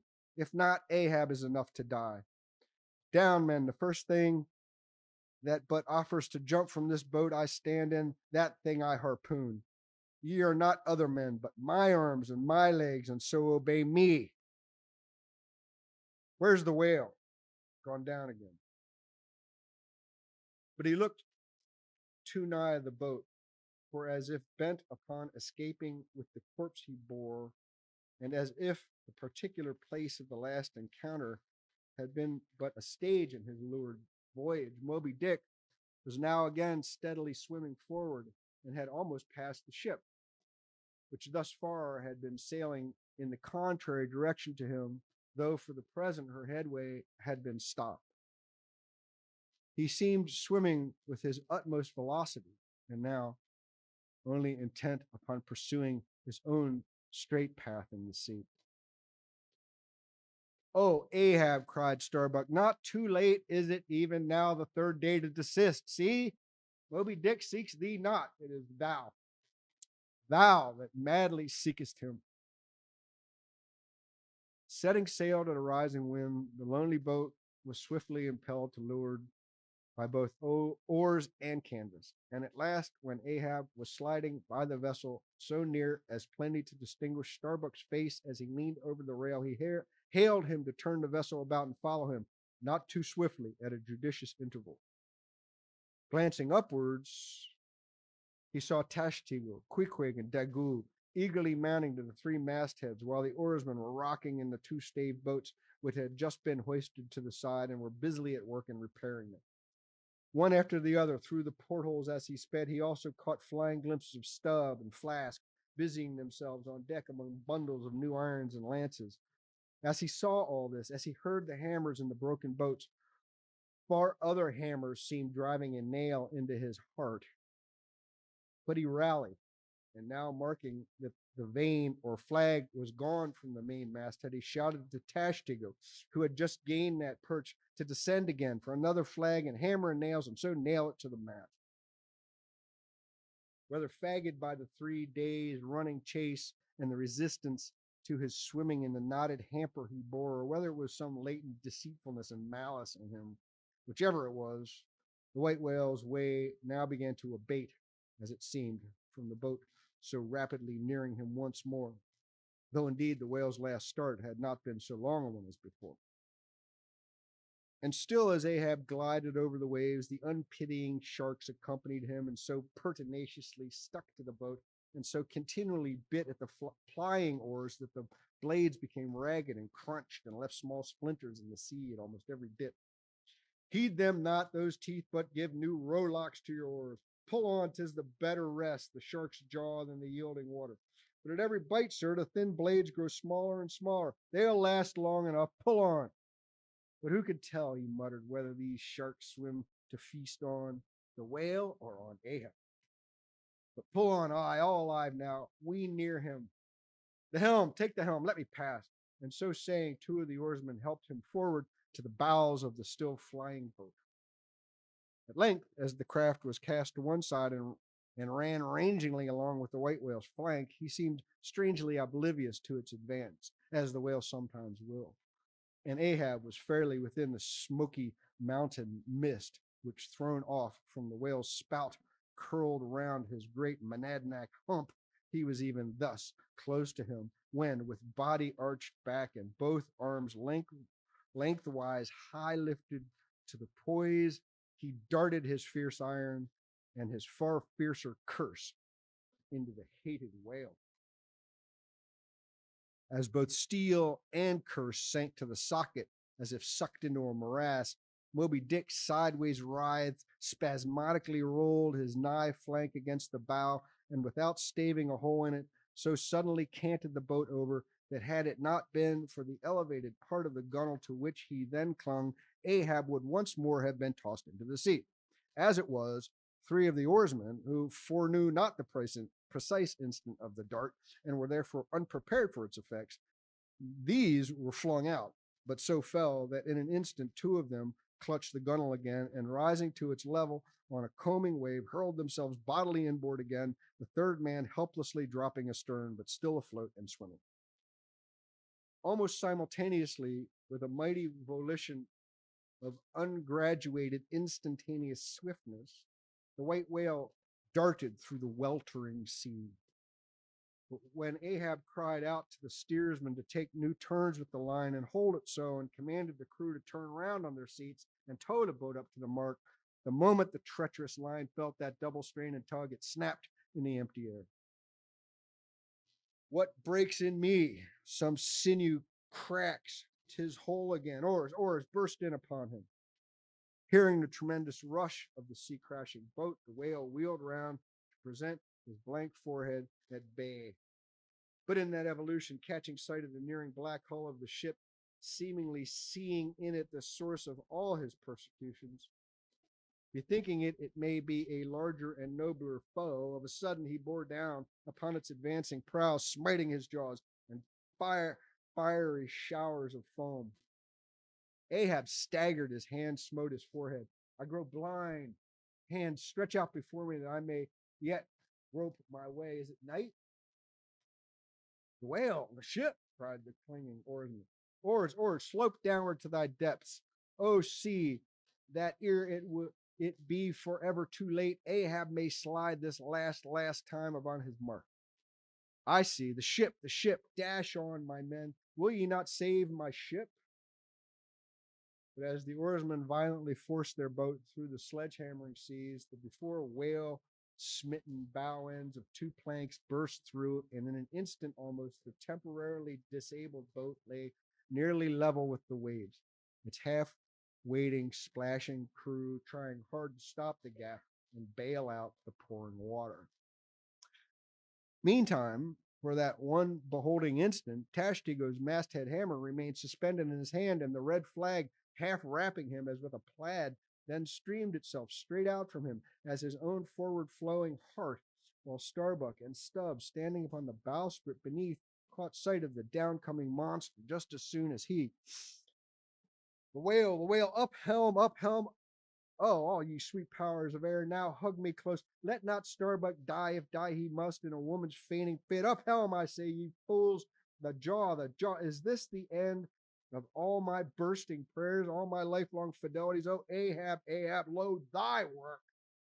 Steady, helmsman, steady. Nay, up helm again. He turns to meet us. Oh, his unappeasable brow drives on towards one whose duty tells him he cannot depart. My God, stand by me now. Stand not by me, but stand under me, whoever thou art that will help Stubb, for Stubb too sticks here. I grin at thee, thou grinning whale, whoever helped Stubb or kept Stubb awake but Stubb's own unwinking eye. And now poor Stubb goes to bed upon a mattress that is all too soft. Would it were stuffed with brushwood. I grin at thee, thou grinning whale. Look ye, sun, moon, and stars, I call ye assassins of as good a fellow as ever sprouted up his ghost. But for all that, I would yet ring glasses with ye. Would ye but hand the cup, oh, thou grinning whale, but there will be plenty of gulping soon. Why fly ye not, O Ahab? For me, off shoes and jacket to it. Let Stubb die in his drawers. The most moldy and over-salted death, though. Cherries, oh, flask for one red cherry, ere we die. Cherries. I only wish that we were where they grow. Oh, Stub, I hope my poor mother's drawing my part pay or this. If not, few coppers will now come to her, for the voyage is up. From the ship's bows, nearly all the seamen now hung inactive. Hammers, bits of plank, lances, and harpoons mechanically retained in their hands, just as they had darted from their various employments, all their enchanted eyes intent upon the whale, which from side to side, strangely vibrating his predestinating head, sent a broad band of overspreading semicircular foam before him as he rushed. Retribution, swift vengeance, eternal malice were in his whole aspect. In spite of all that mortal man could do, the solid white buttress of his forehead smote the ship's starboard bow till men and timbers reeled. Some fell flat upon their faces. Like dislodged trucks, the heads of the harpooners aloft shook on their bull-like necks. Through the breach they heard the waters pour as mountain torrents down a flume. The ship, the hearse, the second hearse, cried Ahab from the boat. Its wood could only be American. Diving beneath the settling ship, the whale ran quivering along its keel, but turning underwater, swiftly shot to the surface again. Far off the other bow, but within a few yards of Ahab's boat, where for a time he lay quiescent. I turned my body from the sun. What ho, Tashtigo! Let me hear thy hammer.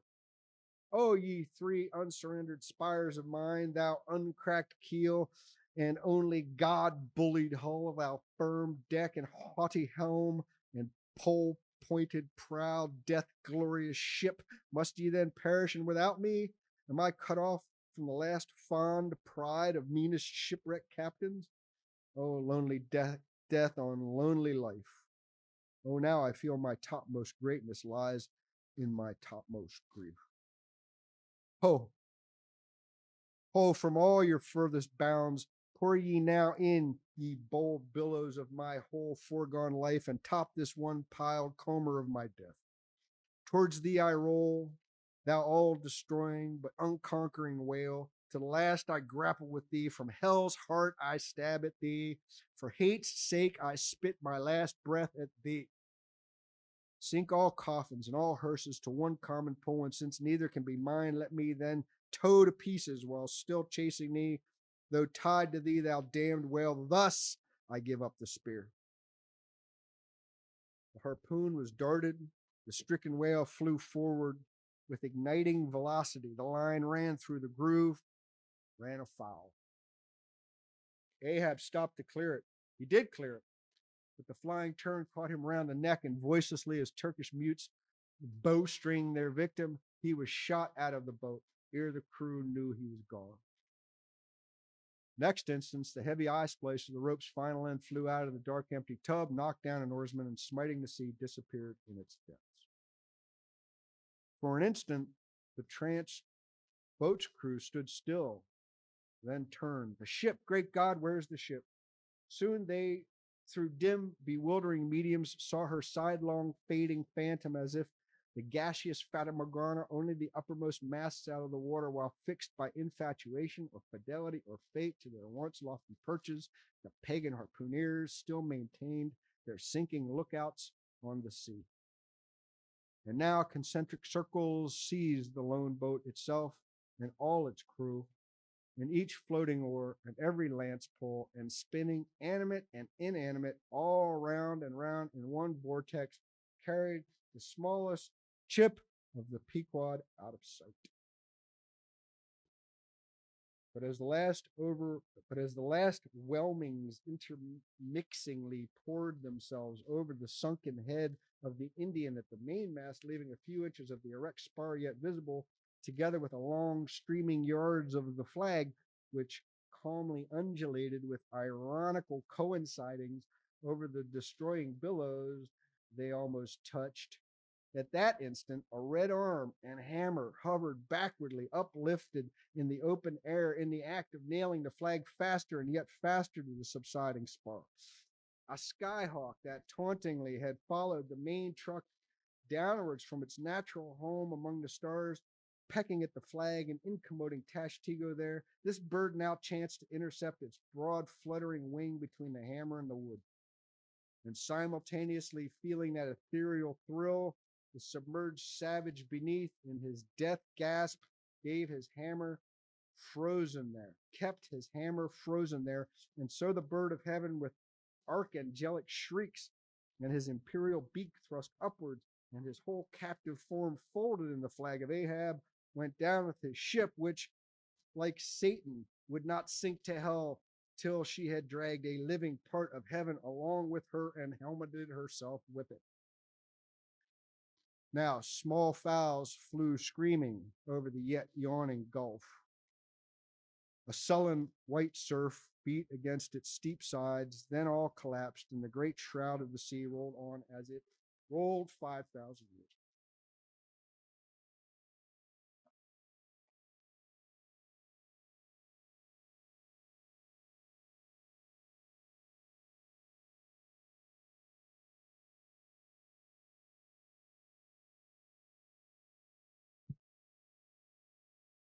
Epilogue.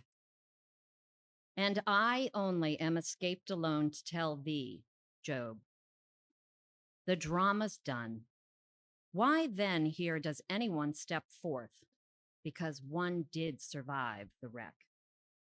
It so chanced that after the Parsi's disappearance, I was he whom the fates ordained to take the place of Ahab's bowsman.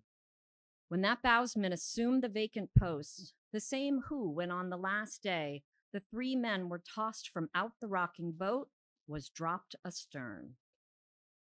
So floating on the margin of the ensuing scene, and in full sight of it, when the half-spent suction of the sunk ship reached me, I was then but slowly drawn towards the closing vortex. When I reached it, it had subsided to a creamy pool.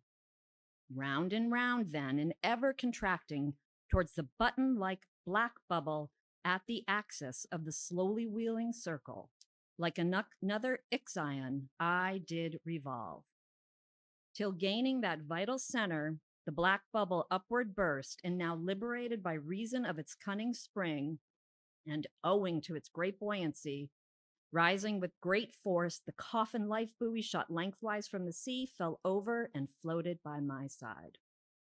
Buoyed up by that coffin for almost one whole day and night, I floated on a soft and dirge-like main. The unharming sharks, they glided by as if with padlocks on their mouths. The savage seahawks sailed with sheathed beaks. On the second day, a sail drew nearer, and picked me up at last. It was the devious cruising Rachel that in her retracing search after her missing children only found another orphan. Finis.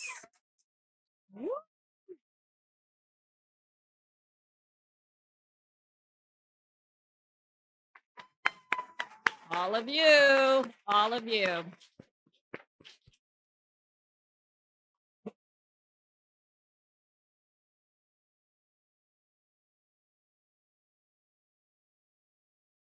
Wow, wow, wow.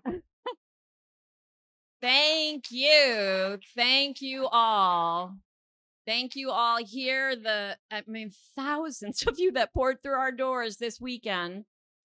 The many thousand of you online. We had somewhere in the range of 3,200 hours watched virtually all around the globe, from Lisbon to the Azores to Cabo Verde. I'm tired after this marathon.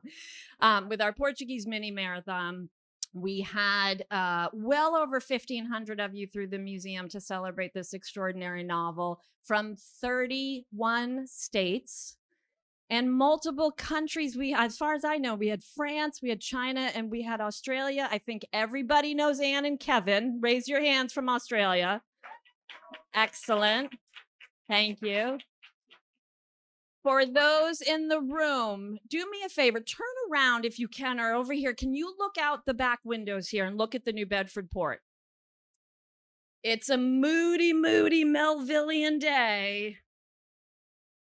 Can you now imagine it's 1841, January 3rd? Would you be daring enough to hop on a whaling ship? Yeah, no, not really.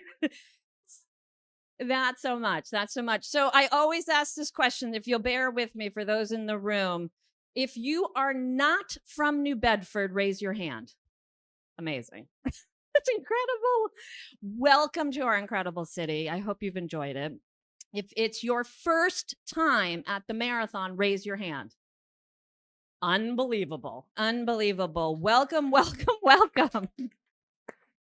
This weekend is nothing short of a pure labor of love. So many who make it possible. I want to thank our hours upon hours of our watch officers and their incredible work, our volunteers and docents who do this. Thank you.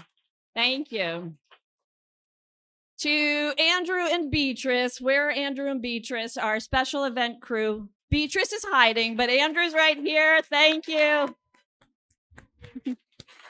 Our Melville scholars who are just extraordinary. You all got to hear them read the extracts. I want to thank the museum team. We can absolutely keep clapping. Nelson, Tara, and the amazing facilities crew, Jennifer Zanoli, and the unbelievable crew up front in visitor experience. I hope they all have taken care of you. I know they have. I am so deeply appreciative for all of you. If you stayed through the night, raise your hands. Oh my God. A night in the museum, there's some parting gifts, I believe, for all of you who stayed. Thank you so much. Be on the lookout, get on our e-news, and get ready for 2025. We do it again, number 29. Thank you.